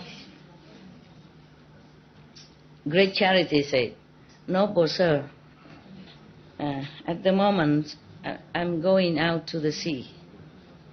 It's more danger than luck. I don't even know if I come back or not come back, or when I come back. If I accept your proposal right now, if unfortunately I have accident or die or something happen to me, then I will not fulfill my promise. What to do?" Yeah. So the nobleman said, No. Okay, when you come back and you're all perfect in one piece, then you can still accept my proposal. He said, "Okay, in that case, yes, I agree." Only when he come back perfect, then he will agree. That's okay then. Good compromise, right? Good compromise. And then the nobleman give him 3,000 pieces of gold, and then many other necessity, food, clothing, blanket, extra, everything that he lost, he replenished them all. And of course, the young boy was very happy, and thank you, and then go. After he bring the gold and everything back, he tell everybody buy good boats and everything, very thicker than normal, 7 times safer than normal boat. So smart boy, huh? Yeah. So that they can be more secure with the weather, storm and big wave and all that. Okay, after that, they even wrap the rope 7 times around so the wood will not broken into pieces, huh? The wood already 7 times thick, and wrap around also 7 times with the rope. And then he came and ring the bell, tell everybody, please listen to me. We are going into the sea. It's very, very dangerous mission. We have all kind of storm or big waves and even demons and all kind of, and big fish and even maybe volcano, mountain, all that, Yes, very, very dangerous. Anyone that have followed me up to now, if you want to go home, then you please go. If you want to continue with me, then you stay. Yeah. Because if you're going with me now, later on, when you feel sorry, change your mind, it's too late. So you can go now, if you need to go. And anyone who care not much about your own life, yeah, you not worry much about wife and children and brother, sister and all that, then stay with me. If we are safe coming back, then even 7 generations will not be able to spend all of the treasure that we find. Yeah. So, okay. After he said that, he cut one of the ropes that wrap around the boats. I don't know why. Okay. Every day after he said that, he cut one rope. Until the 7th day, he cut off all the 7 ropes that wrap around. Yeah. And then, the boat is going safely and everything smooth and nice. And the wind is also supporting them. Therefore, they go very, very fast. After a long time, then they arrive in a place where there are many gold and silver and precious stones, etc. over there. I don't know, I guess there are some places before just full of these things. Or maybe before some of the shipwreck and then, just like some of the shipwreck, and then many people go down and search for treasure. Nowadays they still search for Titanic treasure. Yeah? Similar like that, yeah. Great Charity is a very intelligent boy. Yeah. He learned a lot. He knows a lot. He knows all kind of jewels. Yeah. Which one heavy, which one light, which one is precious, which one is not too precious, other one with good quality or lesser quality. He knows everything. He can look and see right away. So he can tell everybody which one to take. Because you can't take everything. Sometimes things are not very valuable, then it's just heavy for the boat and it's not much money, So he show them which one is the best to take. Take as much as he can, yeah. Because he say, do not be so greedy. Because if we take too much, then it's too heavy. The boat will sink. As our lives will be a stack. But if take too little, then it's wasted our time and, energy. Yeah. So take just fine, yeah. Everybody, listen to him and do their job and pick up what they think is good. And then after everybody arrange to go home, the Great Charity doesn't want to go to the boat, doesn't want to climb to the boat. And everybody asks him, sir, everything we have taken are the best, yeah, and we We are all ready and prepare, everything is all ready. Please come up to the boat. He say, no, all of you go home first. I stay here. I want to go down to the king of the ocean and ask for the wish-fulfilling gem. Then I can give to all the world people, and it's never, never finished. Yeah. I want to go. And if I cannot have that jewel, wish-fulfilling jewel, then I will not go back. It's the same again. You probably go there, lay down in front of the king and say, if you don't give me, give me. If you don't give me, I don't go back. This is the advantage also of being a spoiled and the only son. So determined, So everybody say, we rely on your courage and determination to come all the way here. And then now we get a lot of jewels and a lot of precious things. And we all wish to go back safely. And now you abandon us and then you go somewhere alone. We don't agree. Yeah, please come back together with us. And the say the stamping feet say no. Please go home. I will pray for you, and you will be peaceful. You will go home in peace and safety. Yeah, happy with family and friends and wife and children. Don't worry about me. Okay? Yeah.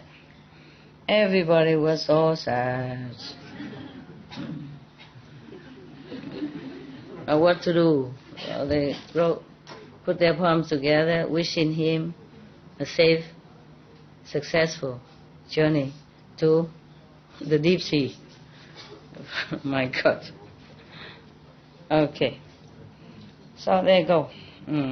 Everybody stand on the ship, on the boat, and looking back at him and all crying.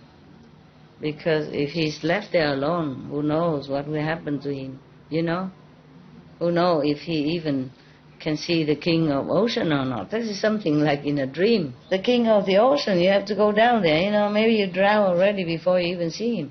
All alone, nobody take care. And remember, he was the son of the rich and powerful family. So used to it being pampered, and taken care of. Left alone on the wild island like that, who wouldn't worry? Who wouldn't feel sorry for him? Therefore, they're all crying, looking at him and crying. But they have to go because he's all determined already. His strategy always works. I want it or I won't go, like that, Yeah, okay.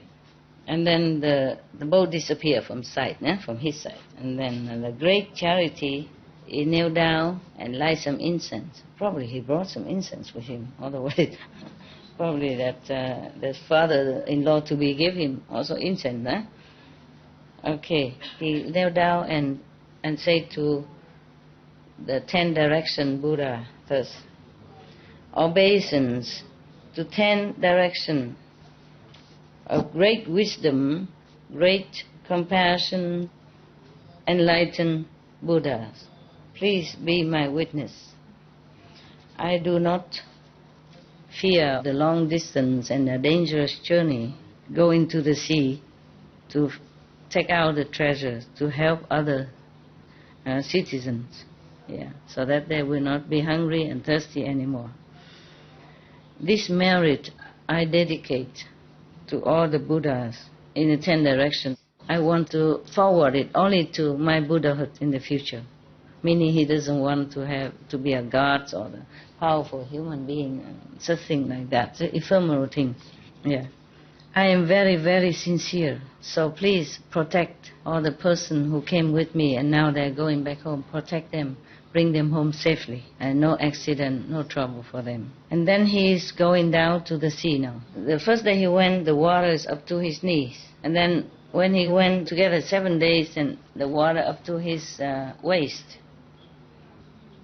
And then 7 more days, the water up to his neck. And then he has to swim 7 more days. 7 days swimming. And then he will arrive at the mountain. He broke out 2 branches of tree has 2 walking sticks so that he climbed the mountain. 7 days after he arrived at the top. 7 days he's walking on top of the mountain, and then he come down. Come down the other side, eh? Yeah. And then 7 more days he walked around, on the foot of the mountain, and then he found a water stream. In the water they have a lot of lotus, golden lotus. Not yellow lotus, but golden, yes. But he saw many of the poisonous snakes in there as well. Yeah. Either they lie on top of the lotus or they lay around on the leaf. So he saw that. So he sat down, crossed his legs, and then he tried to concentrate on the samadhi kind of meditation. And he was thinking these snakes in the former lives must be a kind of jealous, angry persons. So now they are exiled here as snakes, reborn as snakes. Yeah, look, the body look bad and everything is not good for them. Suddenly, because of the love and the compassion of the great charity in meditation, all these snakes suddenly has no more poison. Their poison disappear. So, after that, the great charity man just walked on the flower to the other side of the water. No snake bite him. And then after he arrived at the other side, he saw many other demons, because they smell humans' flesh, so they're coming to him. And then he also sat down, meditate, compassionate and samadhi.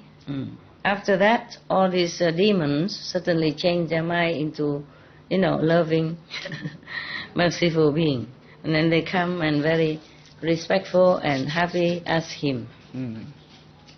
Bodhisattva, where are you from? So great charity say, sirs, I'm coming to search for the wish-fulfilling jewel. So the demons are happy, saying, oh, this person is full of merit, but he wants to go to see the king of the ocean. Even though he has a lot of merit, but the long distance, how is he going to be able to make it? Okay, I think we have to help him to bring him out of this danger. Pass by and then he can go on his way. So everybody use their demons' power. Demon has power, we don't have. Then, carry him all the way to 400 miles. And then they come back. From then, the great charity goes straight on.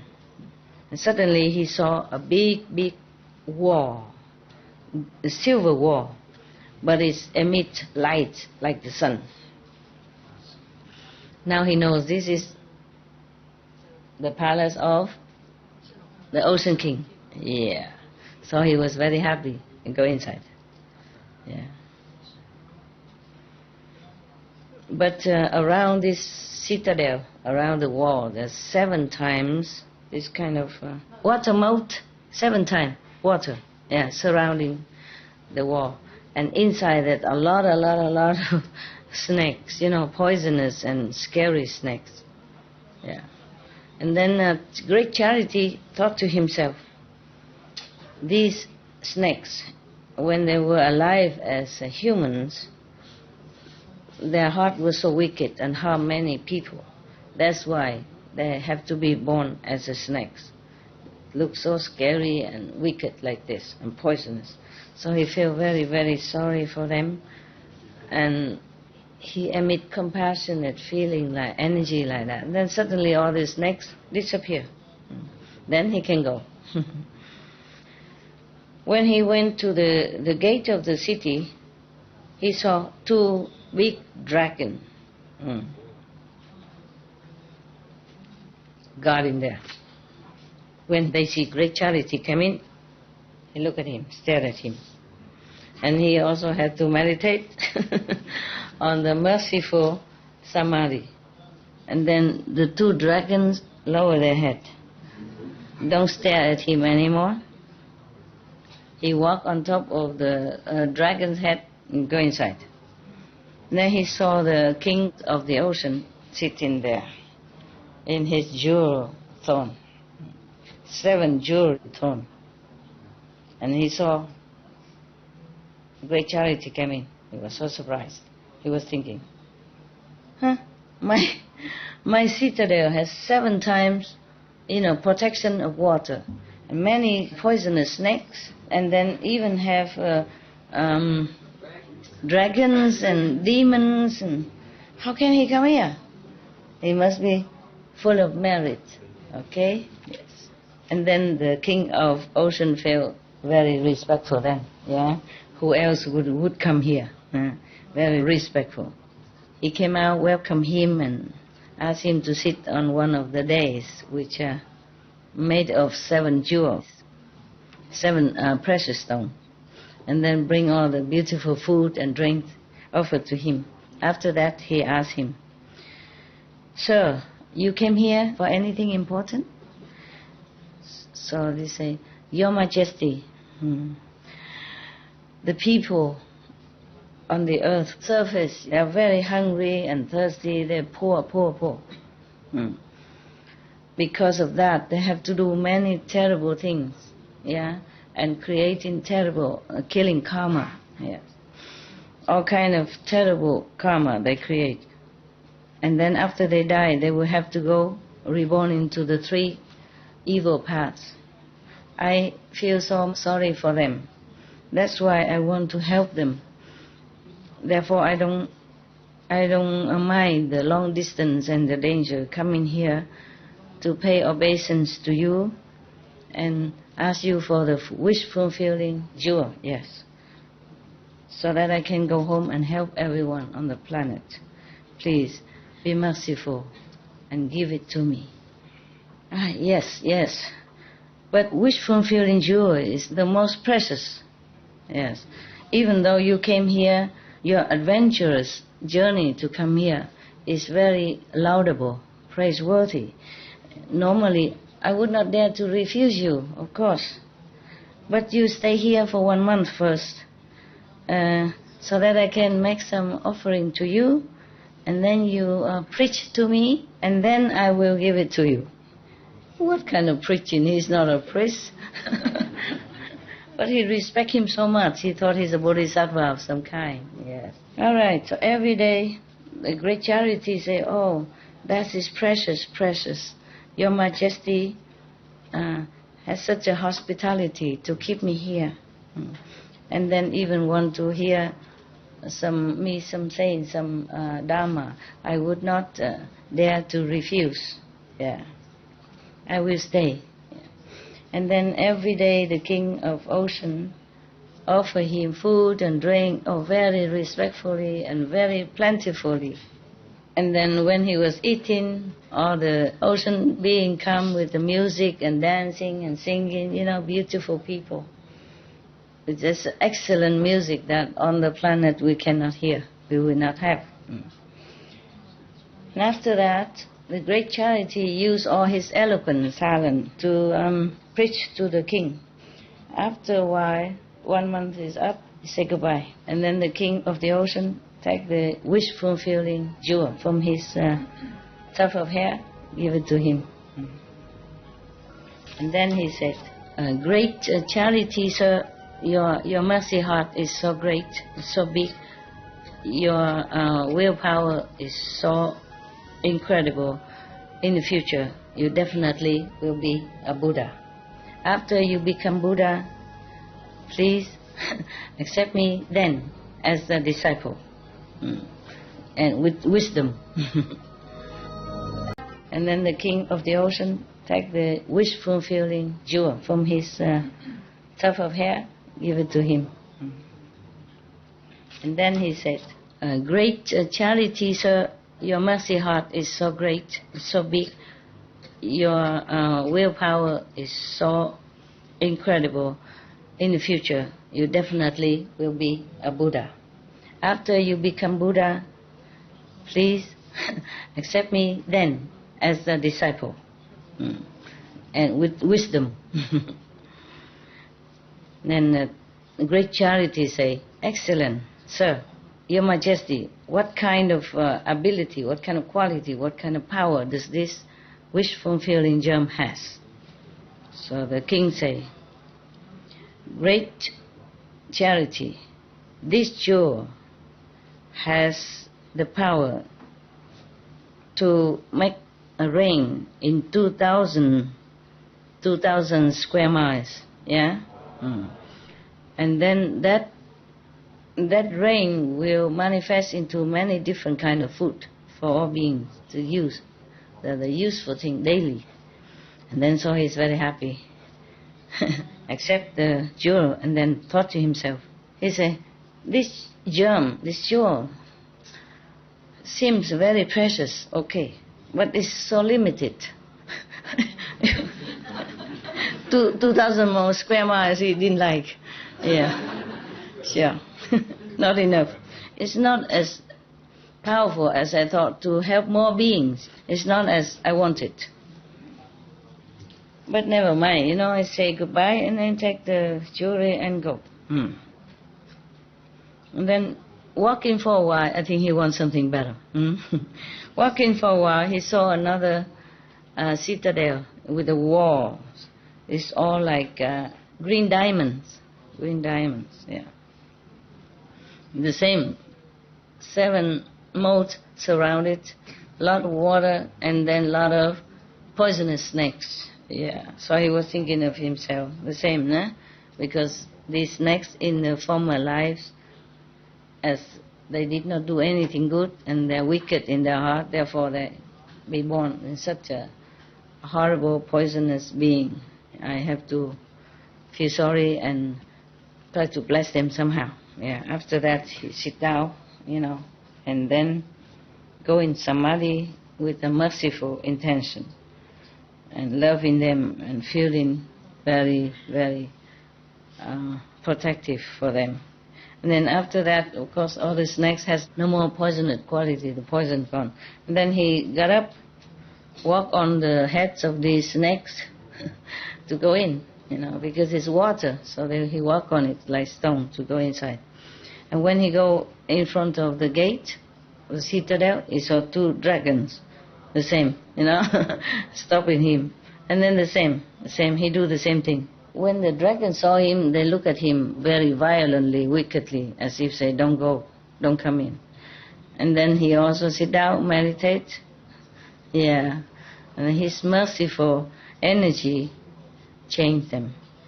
And then suddenly they lower their head and become very sweet, like house pets.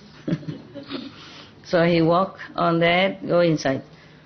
And this another ocean king sat on his 7-jewel throne and was thinking, my God, how can this person go in through all these protective layers of water and snakes and dragons and demons and Dracula, a vampire and all that. So this one is not a normal person. He must have a lot of merit and power. So then he came out and greet him, welcome him respectfully, and asked him to sit. And 7 jewel days. Okay, good. Okay, is it made of 7 jewel or something? No, huh? Okay. And then tell his subordinate brings food and drink the best from the ocean to offer to this man. So he asked, Bodhisattva, where are you from? Is there something necessary here that you have to come here? So he said, Your Majesty, I'm from earth above. Yeah, I come here requesting you the wish fulfilling jewel to help my people. Okay. He said, good sir, This wish fulfilling jewel is very, very rare thing, yeah, in the world. If you want to have it, please stay here 2 months. Yeah. Every day, give me a lecture. Yeah. Teach me, read me story from the Buddha Sutra. I like. And then after that, I would give it. Huh? Okay. Yeah. So that I can also have a chance to make offering to you. Such a person is rare, so he want to make offering. You know? Yeah, respect. Okay. So great charity say, so precious, precious. If your majesty would really require Buddha's true Dharma teaching, I will, of course, share it with you. And then the king of the ocean asked his people to make a very high base, high is a platform. You know why they do that? Why high? Why not low? Huh? Can see. So everyone else can see. Probably he gathered all his, citizens to come and look at him. So he has to sit very high. Yeah, even the musicians, they build a high platform for them to play so that all the audience can see. Yeah? Right. Okay, so every day, after making the very high days, a high platform for great charity to come up every day 2 times, I request him to give them the Dharma of the Buddha. After 2 months, of course, they say goodbye. And then the king of the ocean take the jewel from here, offer it to him. He said, great charity, your heart is so vast, your compassion is immense. In the future, definitely you will become Buddha. After you become Buddha, I will be your disciple with magic power. The other one with wisdom. Maybe that was Manchushri then. Who knows? Yeah? Manchushri, maybe that. And this one want to be a disciple with magic power. All right. So, great charity say, excellent, excellent. Thank you very much. Yeah, so will it be. But please tell me, what kind of quality and power does this jewel has? So the king of ocean say, sir, this one can rain down food for all beings within 4,000 square miles. So he's very happy, better than before, upgraded. So he take the jewel, but then he thought to himself, this is better than the other one, but still, it's so limited. Greedy Buddha. It's not as much as I wished, or planned. It's okay, the king and all his officials and citizens see him off. Yeah. After they don't see him anymore, walk too far already, then they came home. Meaning so respectful and so reluctant to let him go. After a while, he saw another citadel. The wall is all made with gold. Beautiful, beautiful. And the light emitted from that citadel wall brightened 100 square miles around it. And then when he go near, he saw also 7 moats around with water and all that, and a lot of snakes, etc., etc. And he did the same thing. He feels sorry for them, and then he sit down and meditate, and their poison gone, and then they all put their head down, and then he walked on them to go in. And then, of course, he saw the 2 dragon again, like this to guard the gate. So he also sit down, meditate, emitting his compassion energy. Yeah. And then the dragon also bend their head, look very sweet and honey, like a pet. Then he walk on them, go inside. Yeah. And then the king, another king of ocean. There are different kings of ocean. Yeah. Sitting on his 7-jewel throne, saw somebody come in, surprise, blah, blah, blah, blah. Yeah. Yeah, must be a very meritorious person. Yeah. So he come out feeling very respectful and welcome him in and ask, bring all the best food I'll give to him, blah, blah, blah, and ask him, what are you here for? Is there something that you need? So he say, da, da, da, na, na, na, the same like before. You know already, yeah? Yes, all the beings there are very suffering from thirst and hunger. I came here because I love them, I feel sorry and love them so much. I come here from a long distance to ask you for a wish fulfilled jewel, so that my people will have no more suffering. Yeah. So he said, yeah, you know, there is a price. Probably have to stay a year here. Oh, no, 4 months. If you want it, you stay 4 months, preach to me so that I know some of the Buddha's true Dharma, then I will give it to you.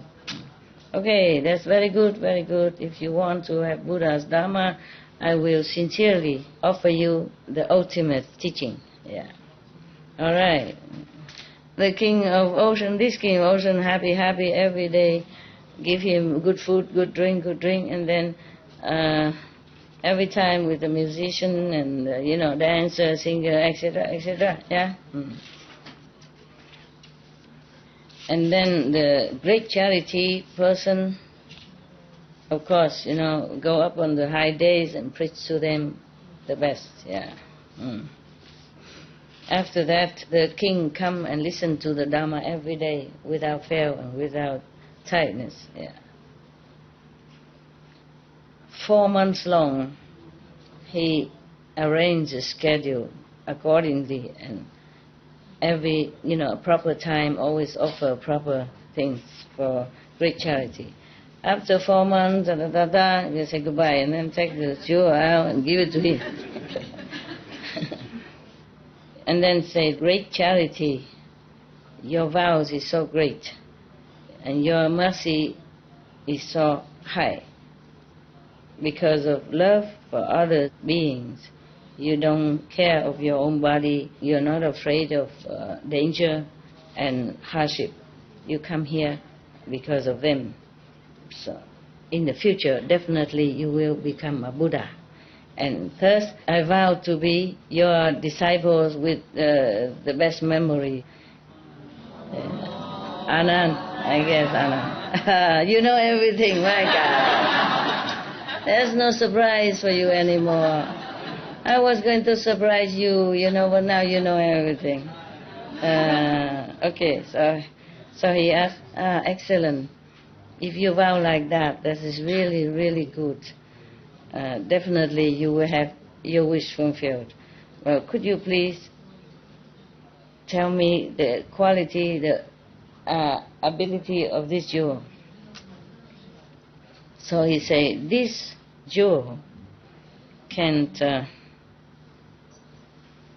rain down 7 kind of jewels in the vicinity of 8,000 miles square. Jewel now, and not just food and clothes. And so he was very happy to take it. And then he thought to himself, you know what he thought, right? Huh? What? What did he think? Huh? Not enough. Well, not enough. Not enough. Not enough. Yeah. He said, this one is better than the other 2. And he was happy and he was thinking, the earth is only about 7,000 square miles, probably his country. Yeah. He don't know much further than that, I guess, From here, look to there and the earth finished, right? Around and you go to here, oh, that's it. So but this one covers 8,000 square miles, so that's okay for me. Yeah, it's enough. Yes. Yeah, because his earth is so small, only 7,000 square miles, and this jewel can rain down, precious stuff for 8,000 square miles. So that's okay. It's good enough for me. I don't know what he do with 1 extra square miles. Yeah, it rained down into the air or what? Huh? Okay. So he went out of the third ocean kingdom, put that jewel on his hand,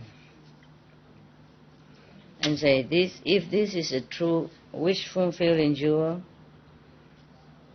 take me up into the sky and fly me home. Okay, so is it true like that? Suddenly he was lifted up into the sky and fly for a while, as a bird. After a while, past one of past the ocean, he landed on the beach and take a rest. On this beach, somewhere on this beach, when he was sleeping, there was some of the dragons around there, knowing that a great charity has came to the Ocean King and has got the best wish-fulfilling jewel. So they became greedy. They saw that he's sleeping. They came there, took the jewels from his body, untied the back, took it, and went down to the ocean, disappeared. Great Charity heard some commotion, wake up, open his eyes, don't see anyone, but he saw his 3 jewels gone. And he thought to himself, in this area, it's not possible to have any humans, so it can only be the dragons that stole my jewels. What a waste of my time and my, diligence.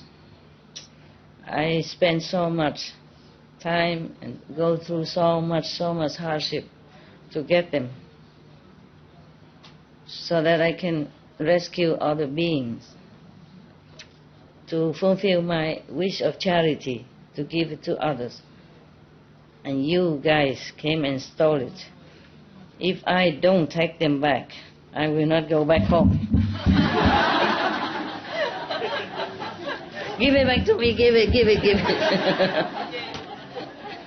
Same stuff. Spoiled brat. I want what I want and I get what I want. Yeah, okay. All right. Even if I die, I will not go back home empty-handed. I will scoop all the water from the ocean until I see you down there. You wait and see. So he's going to empty the ocean now, so that the dragon has nowhere to hide. Oh God!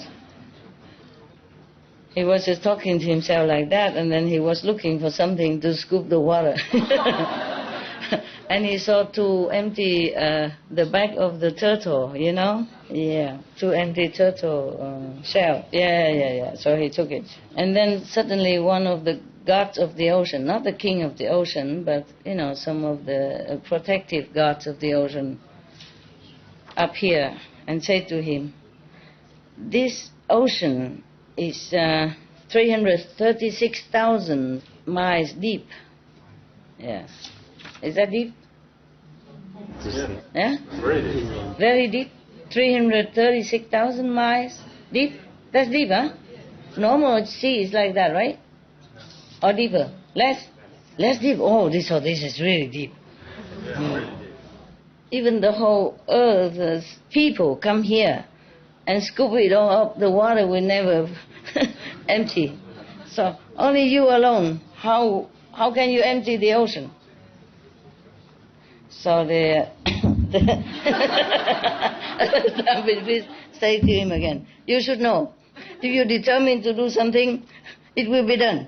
I spent a lot of trouble, and I went through a lot of trouble and time to get the jewels in order to help all beings, all my human fellows. So difficult, so hard, so dangerous, and then I could even get it. Because I want to become Buddha. So this is a scoop in the water. I'll empty the ocean. This is nothing difficult. I will do it. Even the whole earth, people come here and scoop it all up. The water will never empty. So only you alone. How can you empty the ocean? So the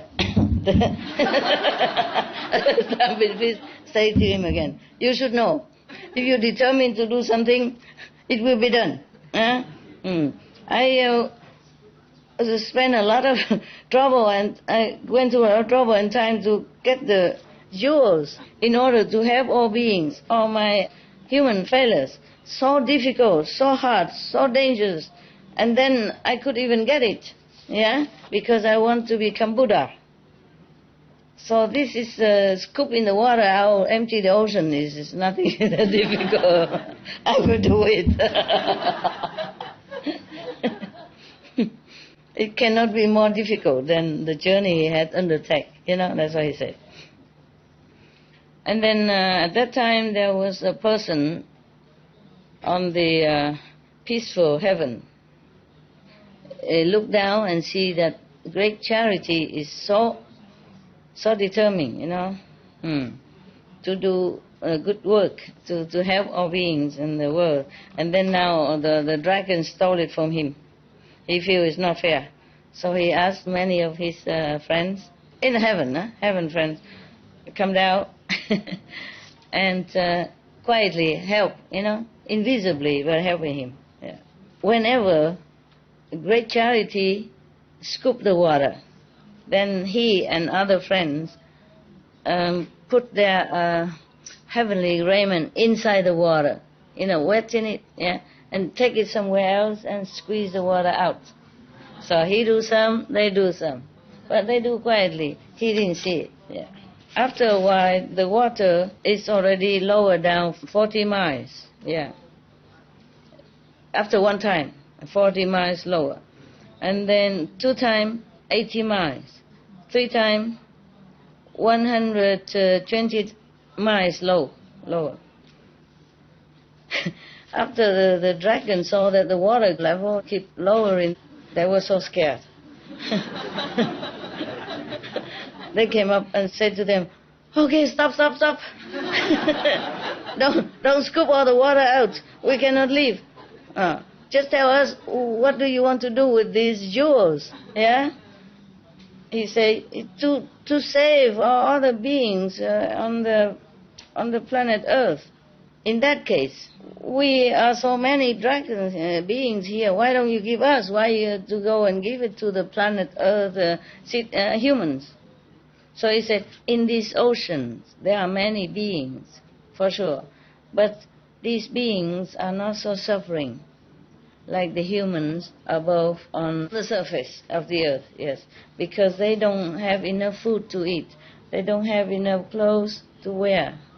Therefore, they have to do many wicked things to survive, like killing each other, cheating each other, trampling on each other, competing with each other, all kind of bad behavior to survive. When they do in full 10 wicked things, killing, stealing, lying, all the kind of thing like that, to survive. And after they die, they will suffer even more because they will be born in hell or animals or hungry ghosts. Therefore, I come down to the Ocean King to ask for the wish fulfilling jewel. So I'm able to buy clothes and food for them first. And then after that, I will teach them the 10 wholesome deeds. And after the dragons heard, he said that they returned the 3 jewels. The gods that protect the ocean saw his heart, his spirit so determined like that. So he went in front of him and he vowed that your determination is so powerful, your heart is so great. In future, you definitely will be a Buddha. I vow to be your disciple that is very diligent. Who is a diligent disciple of Buddha? Number 1 diligent, who was it? No, not Anand. Somebody else, huh? I forgot the name. Like Anand is memory number 1. Maudalayayana is magical number 1. Sariputra is wisdom number 1. Mahakaship is number one, diligent, practicing diligent. Okay, I think. If not, we are sorry. We are not Anand, we don't remember too much.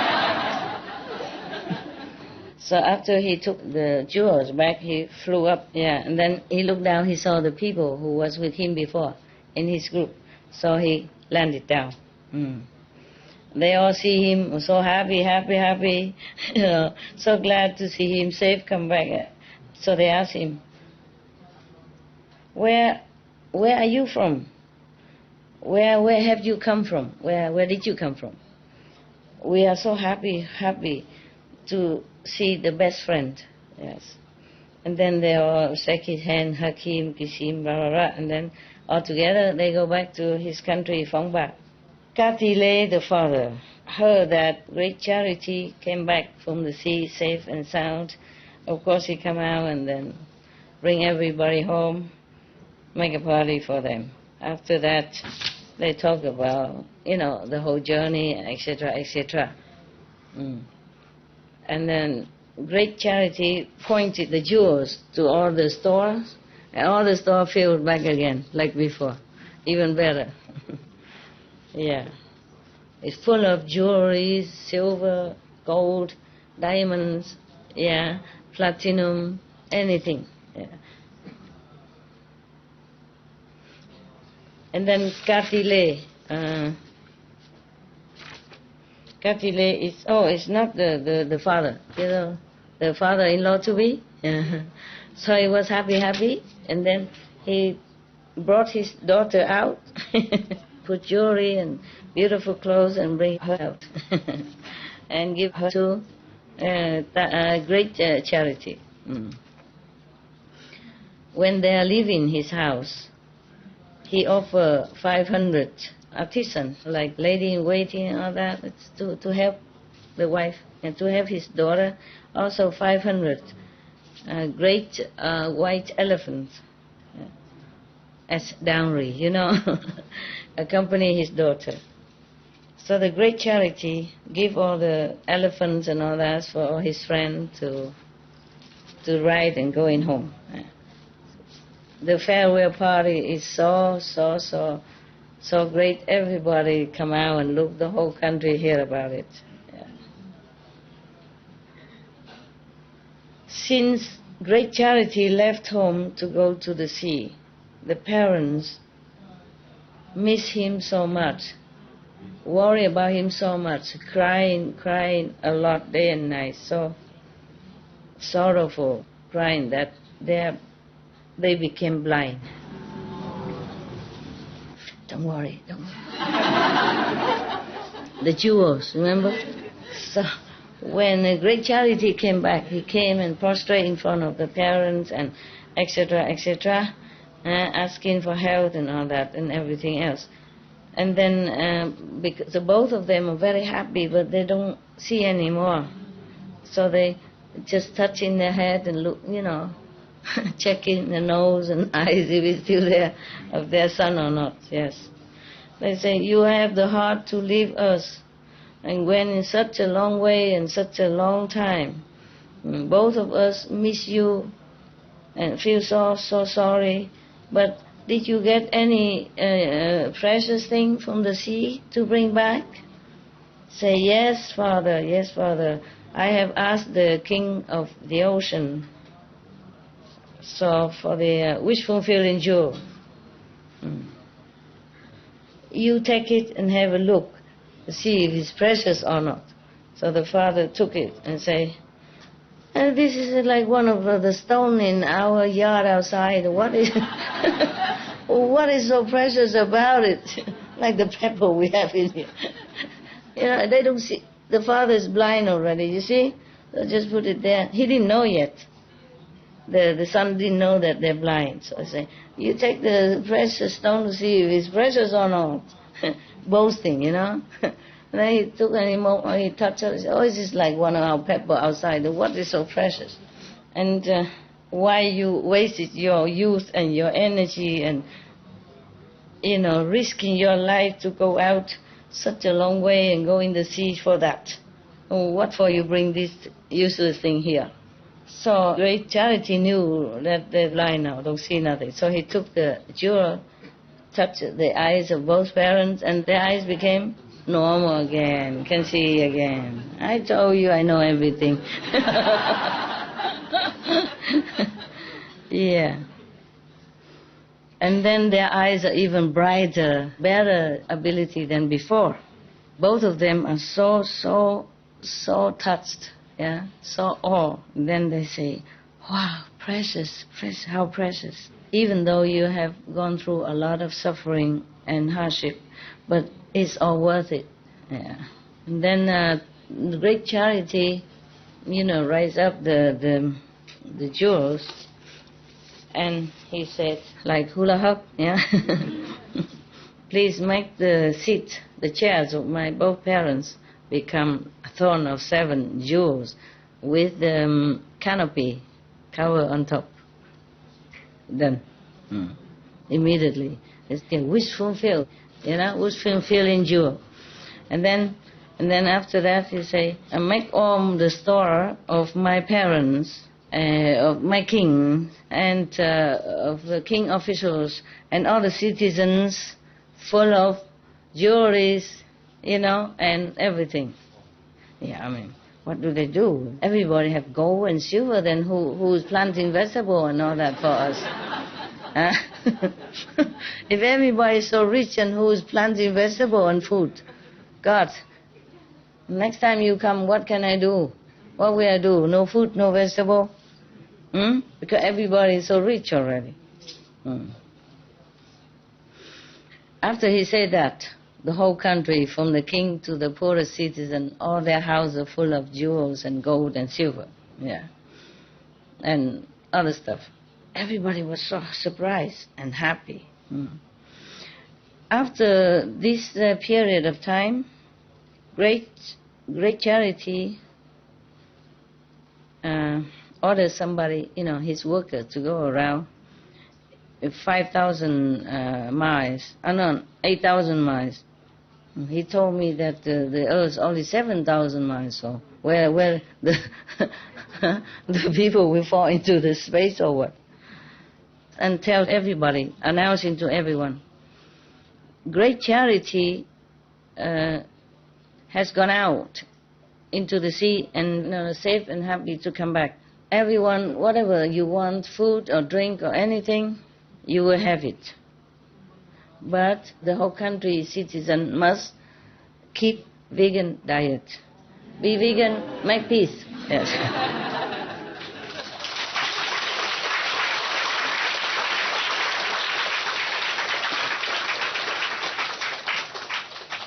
Then you will be able to enjoy this blessing. If not, no. Yeah, that's it. That's the mean. Yeah.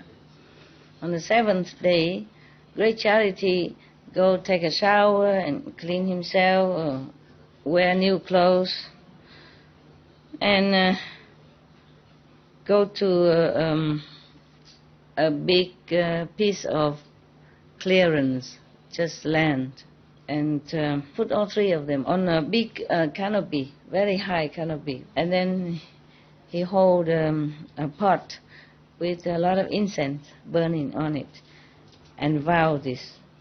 All the beings on this earth who suffer a lot of hunger and thirst and poverty, I would want them to escape from the poverty and suffering. If this is truly wish-fulfilling jewel, then please rain down gradually whatever they need for everyone, for the necessity for everyone.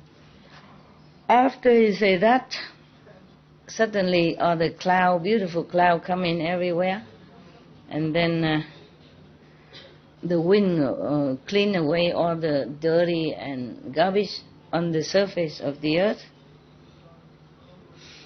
And then rain comes down, clean up first, wash out whatever leftover dust and all that. And then suddenly all the food and rain down after that. Yeah. And then after that, 5 kind of cereals also flew down all over, everywhere. And then clothing and cloth and everything. And then And then all kind of things, everything, all over the planet. Yeah. And then from then on, the whole planet, everyone has everything they need. Yeah. Including jewelry and precious substance. After that, because too many, so they regarded diamond, gold, silver, it is like stone, no value. We wish, huh? You wish, huh? You wish you have half of that, huh? After he saw that all the citizens happy, contented with whatever they need, and then he asked someone else come in announcing something again. All the citizens before don't have enough food to eat, don't have enough clothes to wear, etc. Don't have precious things in your house, that's why you're killing each other. Just blind by interest, blind by your own self-defense. You don't care about whether it's right or wrong deeds. Yeah. After you die, you will fall into the three wicked paths. Yeah. And if you're already from the dark area, you even enter the darker area. And then life after life will suffer so much. Yeah. Because of my compassion for you. So I forgot my own safety, went into deep in the sea, etc.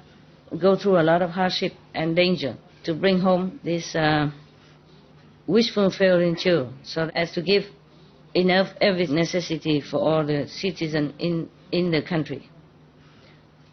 Now, I would like all of the citizens to try to practice the 10 wholesome deeds, yeah, and keep your speech, action, and thinking pure and merciful, compassionate, loving and kind, filial and protective of each other. Do not be too careless about this. Then you will be able to escape the three wicked paths, the three evil paths. Life after life, you will be born in heaven or earth, enjoying richness and happiness. And then after that, he writes many letters, similar thing, send it to all the king, officials and citizens of other countries, yeah, to do the same. Not only that, he used many expedient means to lead all beings into the righteous path, yeah, cut off the wicked deeds and diligent practice of wholesome actions. At that time, on the planet here, everyone rely on his blessing, has everything they need. And also diligent practice, the 10 wholesome deeds. And then they think they don't know what to do to repay his kindness. They can only know how to obey his teaching, yeah, and become more humble, keeping mind, speech, and action pure, to repay his love. Because of that, after they die, all of them gone to heaven. Now, the Buddha remind everybody, Sariputta, you should know, Nikolida, at that time was my father now, yeah, the king. And the mother who gave birth to great charity is now my mother again, Maya, the Queen Maya. The great charity person was my former incarnation. The king of the ocean of the silver citadel is now Sariputta. We know everything before already. We knew already. The ocean king who stay in the diamond, lily, maybe it's not diamond, it's like crystal, crystal. Yeah, it doesn't matter. Is now Maudalayana. Yeah, you know, the number one, magical, yes. And the ocean king who stay in the golden citadel now is Anand. Yeah, he want to become the memory number one. Yeah. The god of the ocean now is Leviat. At that time, Anand was the king of ocean, treated me generously and respectfully. And he knows what time I need what. Yeah. And the same today, he liked to do the same for me. He wanted to have these three conditions. If he were to be my assistant, I accept all that. So Anand, Anand is very, very glad, yes, that the Buddha repeated his former reincarnations. So he stood up, kneel straight in front of the Buddha, put his palm together and said, "Praise be the World Honor One. I sincerely wish to be your assistant, your attendant. Yeah. Please accept me." So everybody was so happy and touched, because of hearing the Buddha's story of a past lifetime, how he sacrificed, how he risked his life for everyone else. And then everybody concentrate, meditate. At that time, some people reach such and such. Some people even reach Arahant. Some people even reach Patekya Buddha. Yeah. Other even inspired to seek Buddhahood. Yeah. Other also even reach the level of non-retreat, non-return. Everyone happy, bowed to the Buddha and withdrew. End the story. We thank the Buddhas and Anand and all the saints and the disciples, great disciples of the Buddha, for this beautiful example of sacrifice, compassion and love. Thank you so much. We thank you.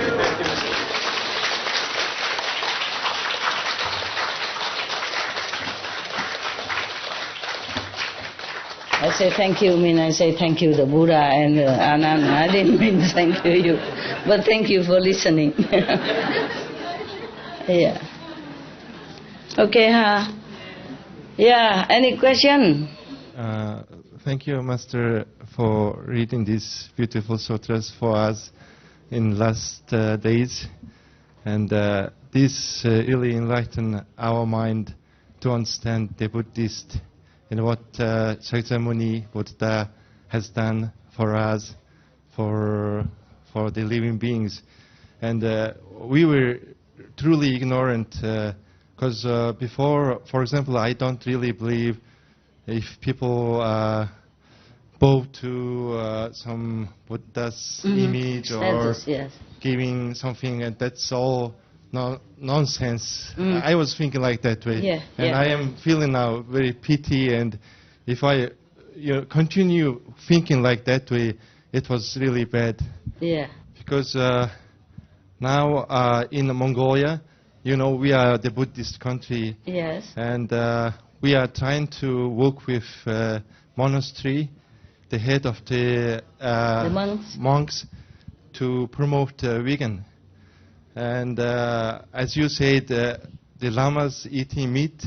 No, he's not eat meat anymore. The Dalai Lama? No. The Mongolian lamas. Okay. And that was really a hard thing for us to see. Yeah. But suddenly, maybe half a year ago, the head of the monastery's initiative, the monastery has own very big vegetarian restaurant. Vegetarian restaurant? Restaurant. Okay. Before they have never talked about like that kind of things, but suddenly they opened a restaurant. Accepted to have such a restaurant. Okay. And the Krishna. The what? Krishna. Krishna school? Krishna, yes. School. Hare Krishna, Hare Krishna? No. The Hare Krishna disciples, made that restaurant, to run the restaurant. Run the restaurant. For that For the Buddhist. Buddhist monastery. Okay, wonderful, wonderful. A good cooperation. Yeah, good cooperation. And we helped them to promote that restaurant. And we now continuously, exactly what we are trying to promote people is don't kill animal for people die. In 49 days, don't kill animals. That was the first thing we were trying to promote, using the head of the monastery. Yeah. Because if he speak, it's like a pope speaking in Italy. Of course. So it's very important to influence. Should be the example. Yes. And second thing we're trying to promote is don't kill animals, celebrating for newborn baby. After 2 years, also celebration, like a very big celebration. Also kill animals, These two kind of things we are trying to start to promote to all nations. Very good, very good. And excellent. This story is really, linkage with what we are doing and really helpful for us. We are on the right way. Right road, yeah. You go and print this Buddhist Sutra, copy from internet and give it to them. Yeah, and I also would like to name of this sutra, if possible, if it's what sutra? The sutra you read for... Now? This one or the other? Yeah, if it has a name, we would like to find it. It has a name, but it's Vietnamese name. Okay. Maybe translate. I don't really know how to translate it. There's the one, the past vows of Ersto Bodhisattva. That's good enough even. Yes. Yeah, okay. Another one? This one I don't know. They don't say any in English here. Just all the Buddha's, I guess, Buddha's past life story, huh? You check it out, okay? This is all about Buddha's past life and his great disciples' past life. According to the Vietnamese name, and this is like the Sutra of Sages, Saint and Sages. We have a great master, so we ignore other masters, and now we understood it was wrong. We should pray for Earth Star Buddha and other Buddhas. And Master, if you allow us, or if you, we have our singer brother in here. Who? This brother, our Mongolian brother, he is a singer. Singer. And to enjoy you a little bit after reading this long sutras, we would like to sing.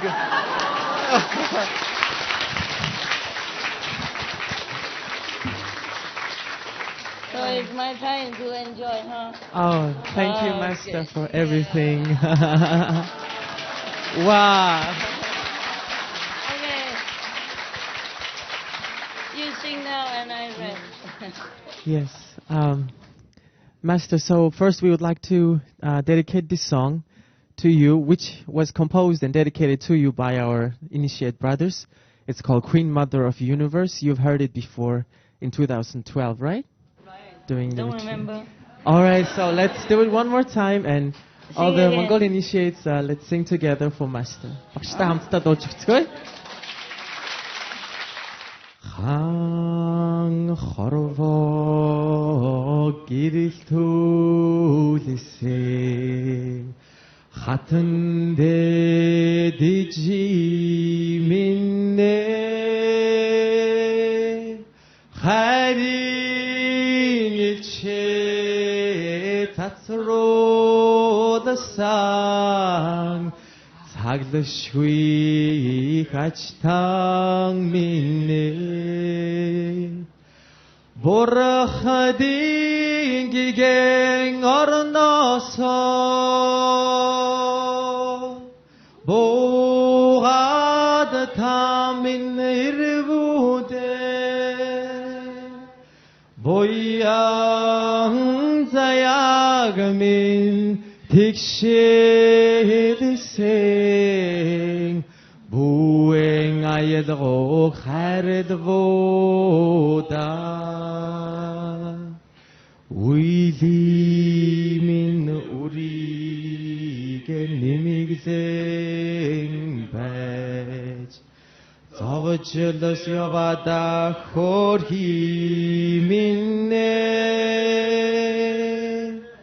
우린 조대군슬렁백 자라질러 소가다 이지민네 보라하딘 기갱 어른어서 보하드 탐인 이르부데 보이양 자야금인 딕실생 부행하여도 하르드보다.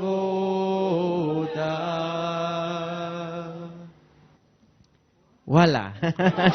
Thank you.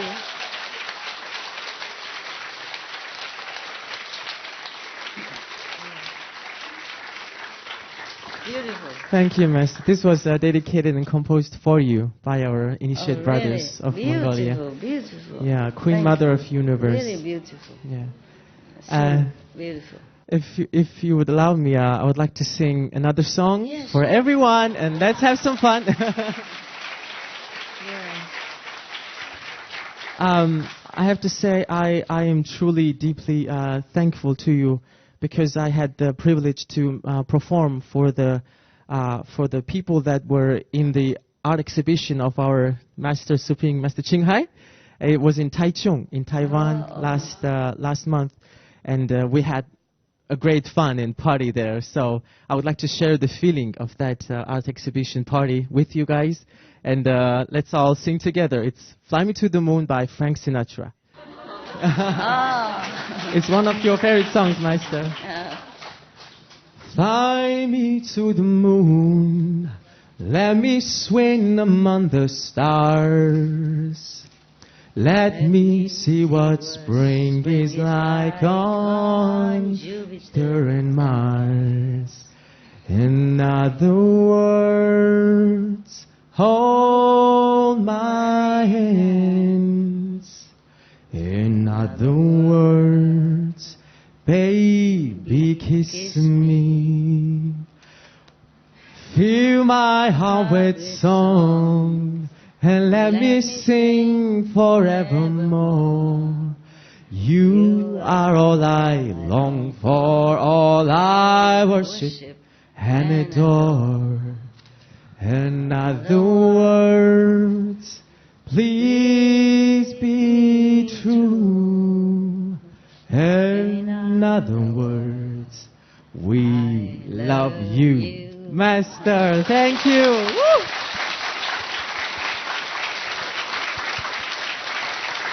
Thank you very much. Beautiful. Where did you study English? Are you in England or America? Study there? No, Master. Study in Mongolia? Yeah, I studied English in Mongolia, my high school. My parents sent me to a private school. Oh, I see. Yeah, they understood the importance of English, and I'm very thankful to them now. Yeah, it's that good. I can understand you. Yeah, it's good. You understand anyway.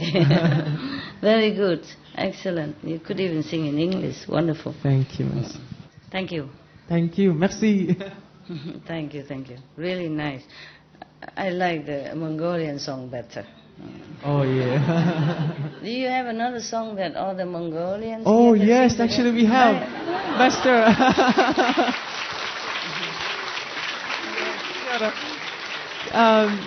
This is very nice. Yeah, this Very this nice. song is actually every Mongolians know this song. It's called "Smile, Lady, Smile" because that's what you are. Oh, And it's a song about women and ladies that decorate our lives so much, and we love you. That's the meaning of the song. gratefulness For the women, yeah, and their smiles. So we dedicated this song. Yeah.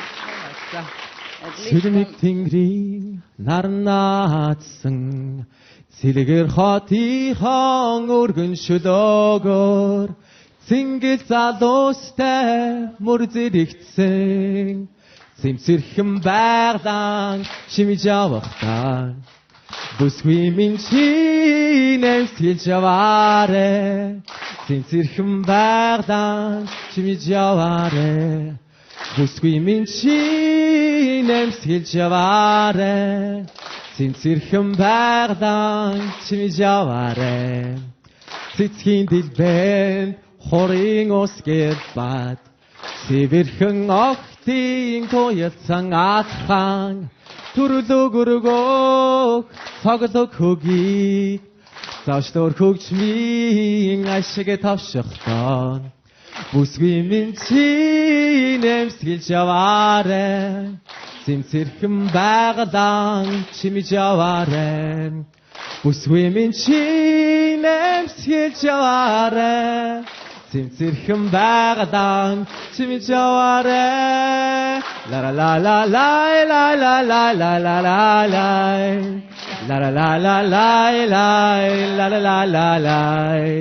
La la la la la la la la la. Цэнцэрхэн байгадан чимиж яваарэ.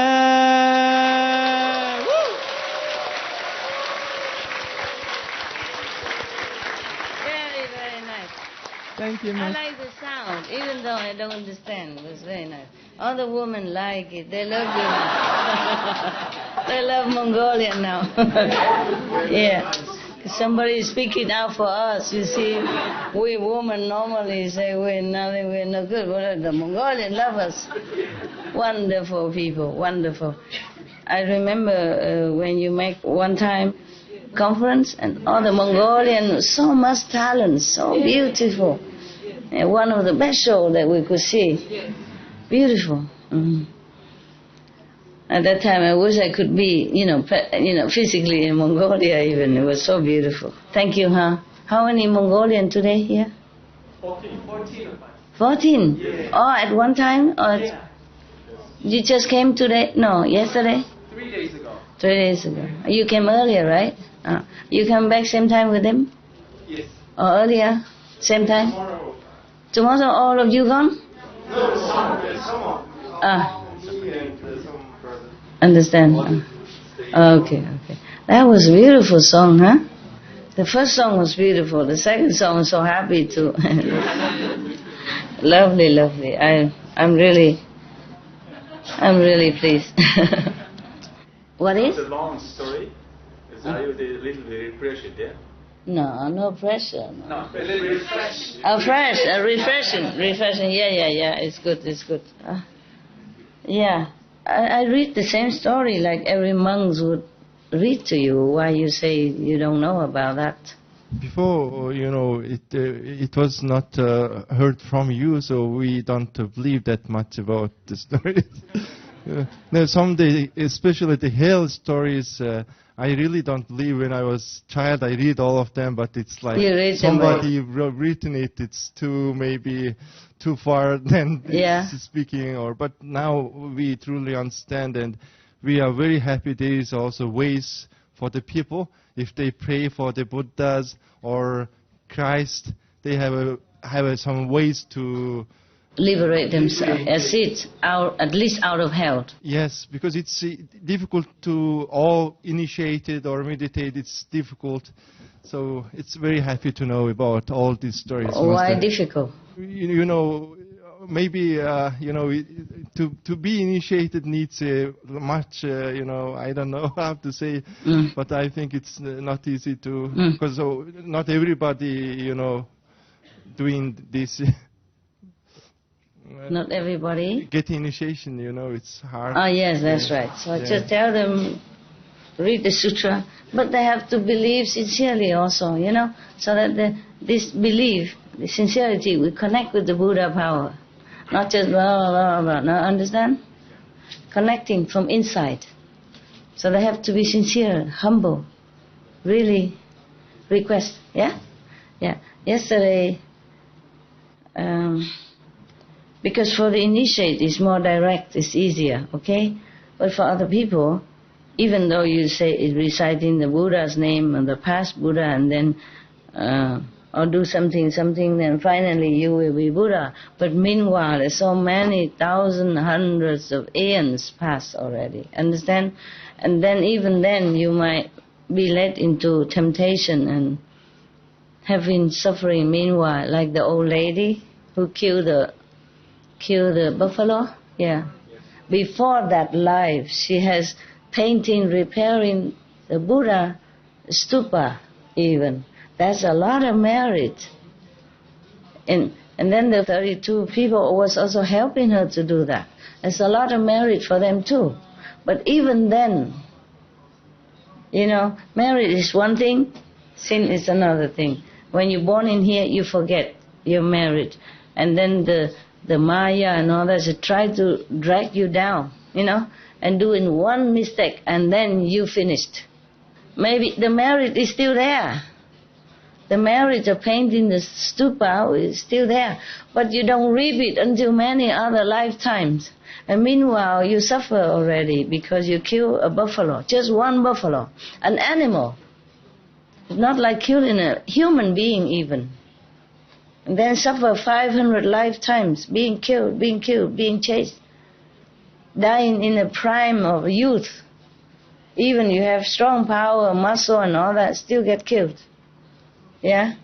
And then the mother, the old woman, because helping them to kill the buffalo, just helping and eating, not like she's the main point, to the main one who wants to kill the buffalo. She's just helping, just lending her things and her yard, And then still she has to be the mother of these 32 people and suffer life after life, seeing them killed in front of her eyes in such a way.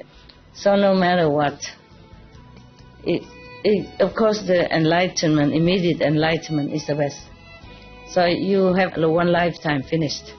If you practice directly the light and the sound of the universe, then you are direct in. Okay? Don't have to be reborn again and enjoy the marriage or suffer the sin. Okay? It's the best. When you're born in here, you forget you're married. And then the Maya and all that try to drag you down, and doing one mistake, and then you finished. Maybe the merit is still there. The merit of painting the stupa is still there, but you don't reap it until many other lifetimes. And meanwhile, you suffer already because you kill a buffalo, just one buffalo, an animal. It's not like killing a human being even. And then suffer 500 lifetimes, being killed, being chased, dying in the prime of youth. Even you have strong power, muscle and all that, still get killed. Yeah? And then the mother, the old woman, because helping them to kill the buffalo, just helping and eating, not like she's the main one who wants to kill the buffalo. She's just helping, just lending her things and her yard, And then still she has to be the mother of these 32 people and suffer life after life, seeing them killed in front of her eyes in such a way. So no matter what, of course the enlightenment, immediate enlightenment is the best. So you have one lifetime finished. If you practice directly the light and the sound of the universe, then you are direct in. Okay? Don't have to be reborn again and enjoy the marriage or suffer the sin. Okay? It's the best. Otherwise, Buddha Sutra, Buddha's name, so that you don't go to hell. But it's just a problem. One problem is that, you see, even at the time of death, before you go into the three evil paths, just before that, even if you remember Buddha's name, just one Buddha's name, or one sentence from here, then the road to hell is closed for you. Even if you've done a lot of bad things.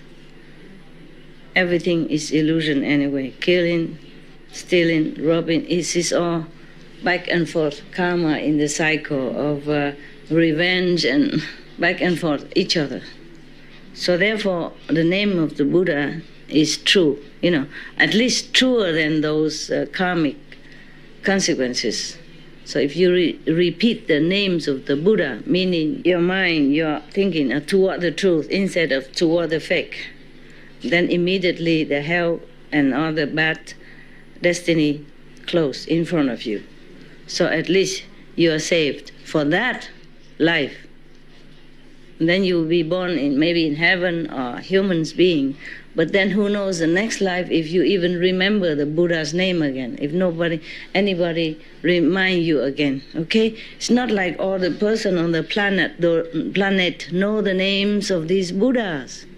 Even though Buddhism is spreading everywhere, but most of the Buddhist monks, they are modest, you see? Yeah. If you offer them something, then they take it.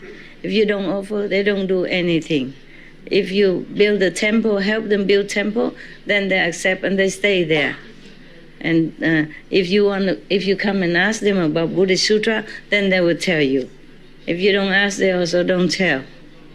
They're not like outgoing, make lecture everywhere. Everybody knows the Buddha's name. You see what I mean? Yeah. Therefore, even to know the Buddha's name is very difficult already. And then, okay, you are rescued that lifetime when you die. Then you are not going to hell. But you don't know next life, okay? Suppose you even know the names of the Buddha. When you die, all the karma come and tear you apart. Your thought, your body is all in pain, mostly. If you are very sinful when you were alive, then when you die, it's very suffering. And maybe you can't even remember the name of the Buddha. So at least just say, pray to all the Buddhas in the 10 directions. Please rescue me. Just say that, because the names are sometimes difficult, So just remember one name. Maybe Sakyamuni Buddha, Medicine Buddha, Earth Store Bodhisattva, these simple names, okay? Or Kuan Yin Bodhisattva, tell them that. That's why many people just tell the outside lay people to recite Kuan Yin Bodhisattva, or Sakyamuni, it's easier because they are famous. Or Amitabha, understand? Otherwise, all the names of all the Buddhas is very difficult to remember all. One name is enough. It's just only, the difficulty is that only if you remember it at the time of dying, or anyone reminds you of that, that is a problem. But I sing this song, Namo Amitabha Buddha, in Chinese. That's also good. You just give it to them, to the Buddhists. They don't mind, they accept it. They don't care about me, about my teaching, but they know I'm singing the Buddha's name. That'll be okay in their ears. That's why I sing it, okay? Even the Catholic heard it, okay too. The Sikh heard it, okay too. It's still the name of the Buddha. The Buddhas don't care if you're Sikh or if you're Hindu. They're all the same up there. They're all friends, The Sikh guru is also a Buddha. Yeah, the Hindu master also a Buddha. So it doesn't matter. Just one tape like that is okay. Yeah. That is why there's a tradition when people die, they invite the priest. Some don't even know why. But when they come, they read the names of Jesus Christ, for example, Yeah. Or they read the name of some Hindu masters or some Sikh guru. Then you heard the name of the Buddha when you die. That's a Buddha. Any Buddha. Then you also rescue that moment from hellfire. Once you're out of it, then you have more chance to improve and then to be rescued more later. If you're in hell already, then you stay there until don't know when, until your sin is finished. Once the sentence already passed down, it's very difficult, very difficult. Unless you have a living master already initiated, maybe. Yeah, it depends also on the power of that master and on the sin that you made. You think, okay, it's one name of the Buddha, I remember. Even if you're not initiated, you say you remember. But at the time of death, maybe not. Just on the verge of death, you have to recite it then. Or before you go into hell, at the hell gate, you must recite it then. In the 49 days, if people keep repeating it to you, then maybe you're okay.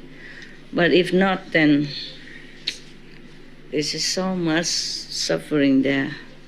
You heard it, right? It's terrible, terrible. And when it's forever, forever, forever like that, then it's really, really, I don't know how anyone could even fall into that and bear it. Sometimes you're sick, you have headache, just 2-3 hours and you can bear already. Imagine, huh? Or you're operated, or you cut yourself, or wounded, or have to bandage, or cast, in cast, and you're terrible already. Imagine anything else. Forever, forever like that. Day and night, non-stop. Oh, God. It is precious to be human, but it's a curse also. It depends on how you take care of your life. Very difficult to go on the right path because survival leads you to every opposite or bad directions which you don't even want. But then slowly you go in there and you can't go out anymore. You don't remember even how to get out. Survival make you do many things. And even when you die, if you don't have a master or if you don't have somebody read sutras or remind you the name of the Buddha, many of the ghosts who come and, in these 49 days or when you're dying, they come and appear like your dead father or your past mother or brother, sister, auntie, whatever. They come and say, hey, come with me, this is the way. And you trust them because you think these are relatives. So you are attacked by all sides, by your own karma and by the ghosts. And so if there is no benevolent being, just such as the ghost king of life or the earth-store bodhisattva who were trying so mightily to fight away these ghosts, and then you fall anytime into hell. Of course, you don't have to remember any of them. Yeah. Yeah. You have one master, he's good. Yes. Just many others don't have.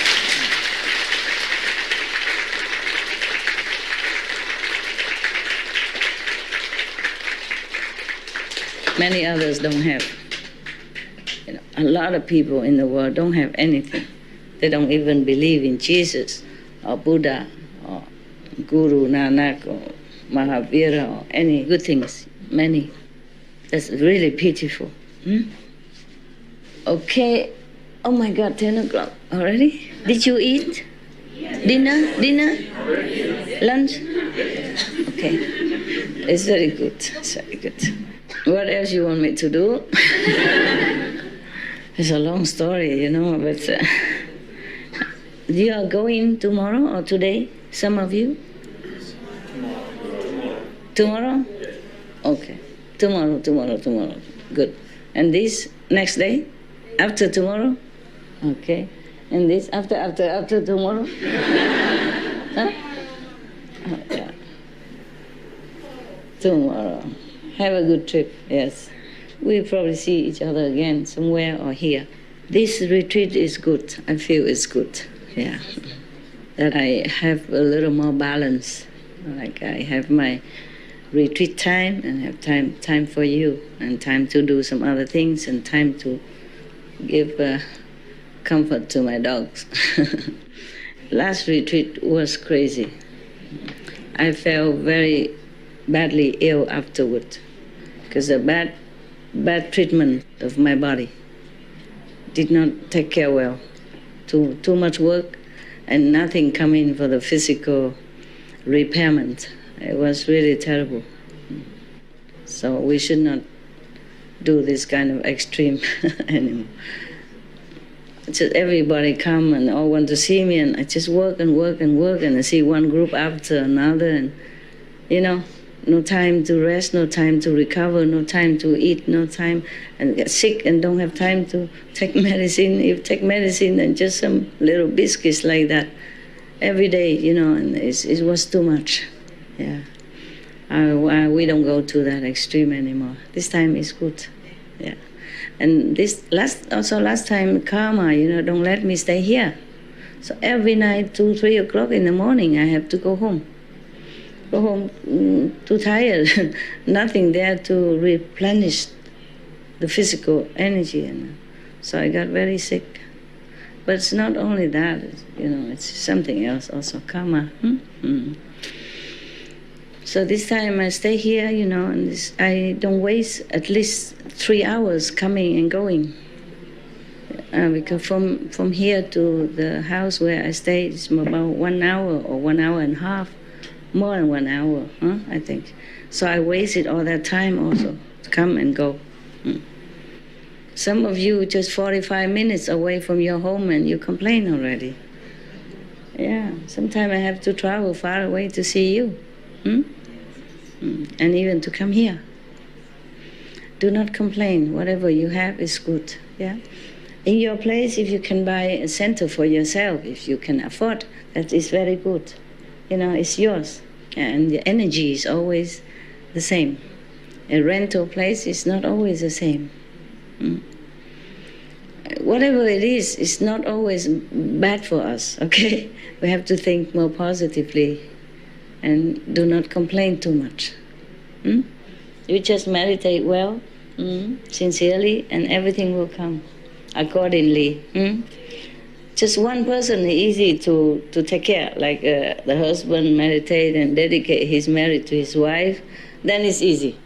Because they live together, every day their energies are similar, and for one person it's easy. But even then it takes this man 1 month. Every day 3 hours. Oh God. Who can do so much for his wife? But then, even then, one person only, understand? Not to talk about such a mix, big part of karmas and egos. It is very difficult for me sometimes. You sit and you dream and you think everything is easy for Master. It's not like that. It's not like that. Even the Buddha, if you don't believe me, at least the Buddha is the greatest, okay? Suppose Buddha is the greatest. And look at all his disciples. Sariputta don't even want to take the old man in because he's old and cannot help the other monks to take care of the things. Yeah? And then the other monks refuse him. For example, Devadatta, no? His cousin, trying to harm him all the time. I'm sure there are many more who are not too good disciples. But Sariputta just have that one mistake. But otherwise, in those times, people are less fighty, less stubborn than now. They have more time. They don't have television. They don't have sport Sunday. They don't have, football game and all kind of games. They don't have cars. Now mind is more pure, more easy. Even then, he still have trouble. Some people want to harm him and all that stuff. You just read that some disciple offering gold to to pave the garden or the forest for him, but you don't read many other hardship he has, even as a Buddha. And then even then, at that time, people are more pure already, not less contaminated in the brain from so many toxin, chemical toxin and all that we have right now. So their brain is more simple and more clean, easy to talk to. Nowadays, we are contaminated with all kind of poison, from methane, from CO2, from food that we eat with insecticide and pesticide, and the water we drink with the chemical run in it, we're ruined. Nowadays, if the Buddha comes here, he would not even think of, I should go to Nirvana. He would just go. Understand? Yes. When the Buddha just became a Buddha, he observed that the beings there is so difficult to teach. He says, better he go to Nirvana. He just thinking like that. But now if he come here, he look, and he say, he don't even think, he just go. So the Brahman king will have no chance to come down and beg him to stay even. Because Buddha was thinking, so he has a chance to come down, fly down and stop, interfere and tell Buddha, please stay because of this, because of that. But if he just go, then he has no chance. Even then, all the heavens and earth and hell praise him that He's great because he do things that's difficult to do. He teach the beings that's so difficult to teach. They praise him, sky high, in many sutras. Yeah. If he come here now,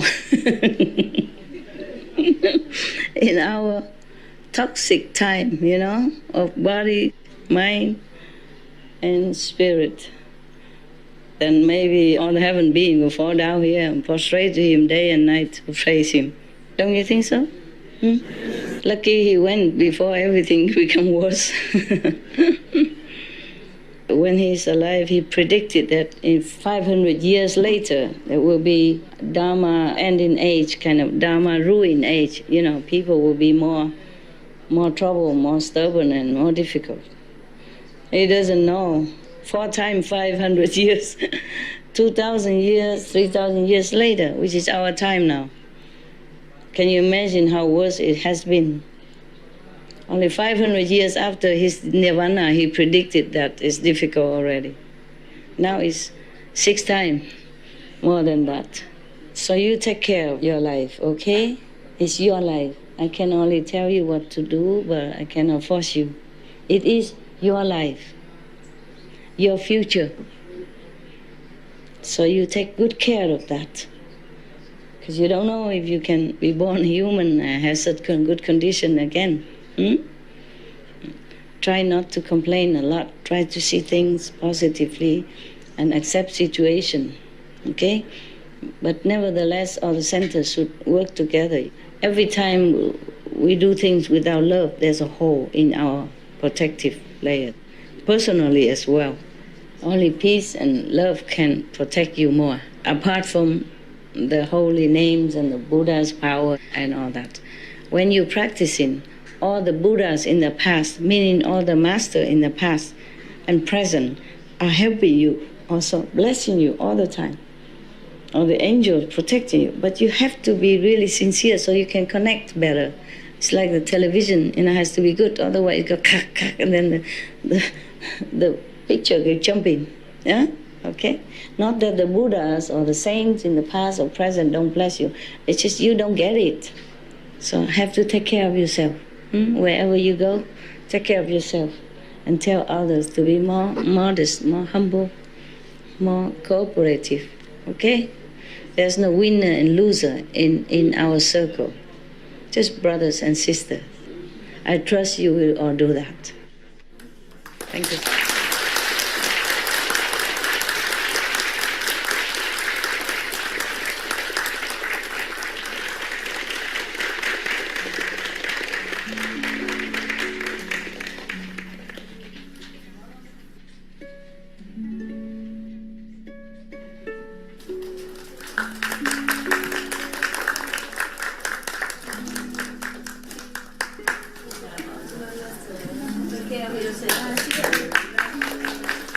Love you.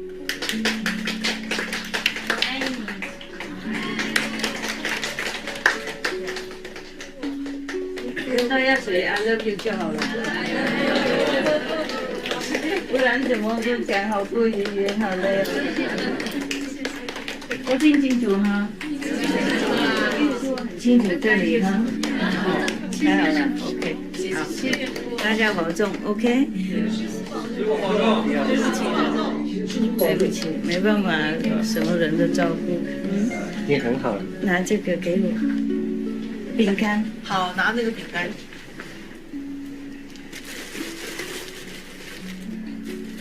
OK 哈。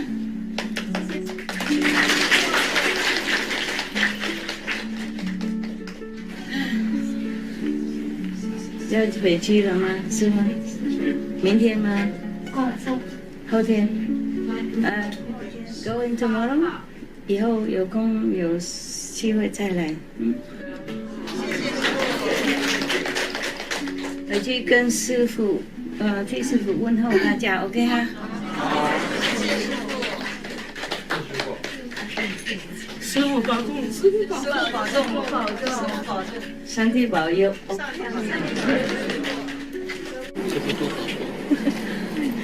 谢谢哥。你们都当和尚睡外面。太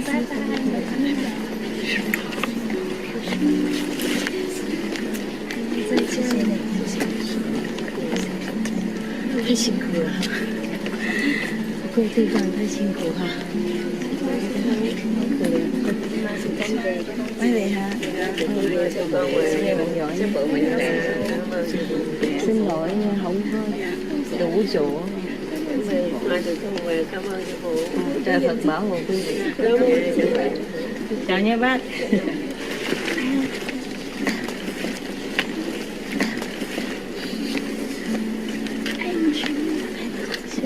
谢谢你们来看书，谢谢师父，好爱你哦，谢谢师父，师父很看，感恩quý vị về mình rồi, rồi được bảo vệ, bảo trọng, 大家保重，上帝保佑 ，OK？ 师父也是哦，啊 ，Thank you， 上帝保佑 ，OK？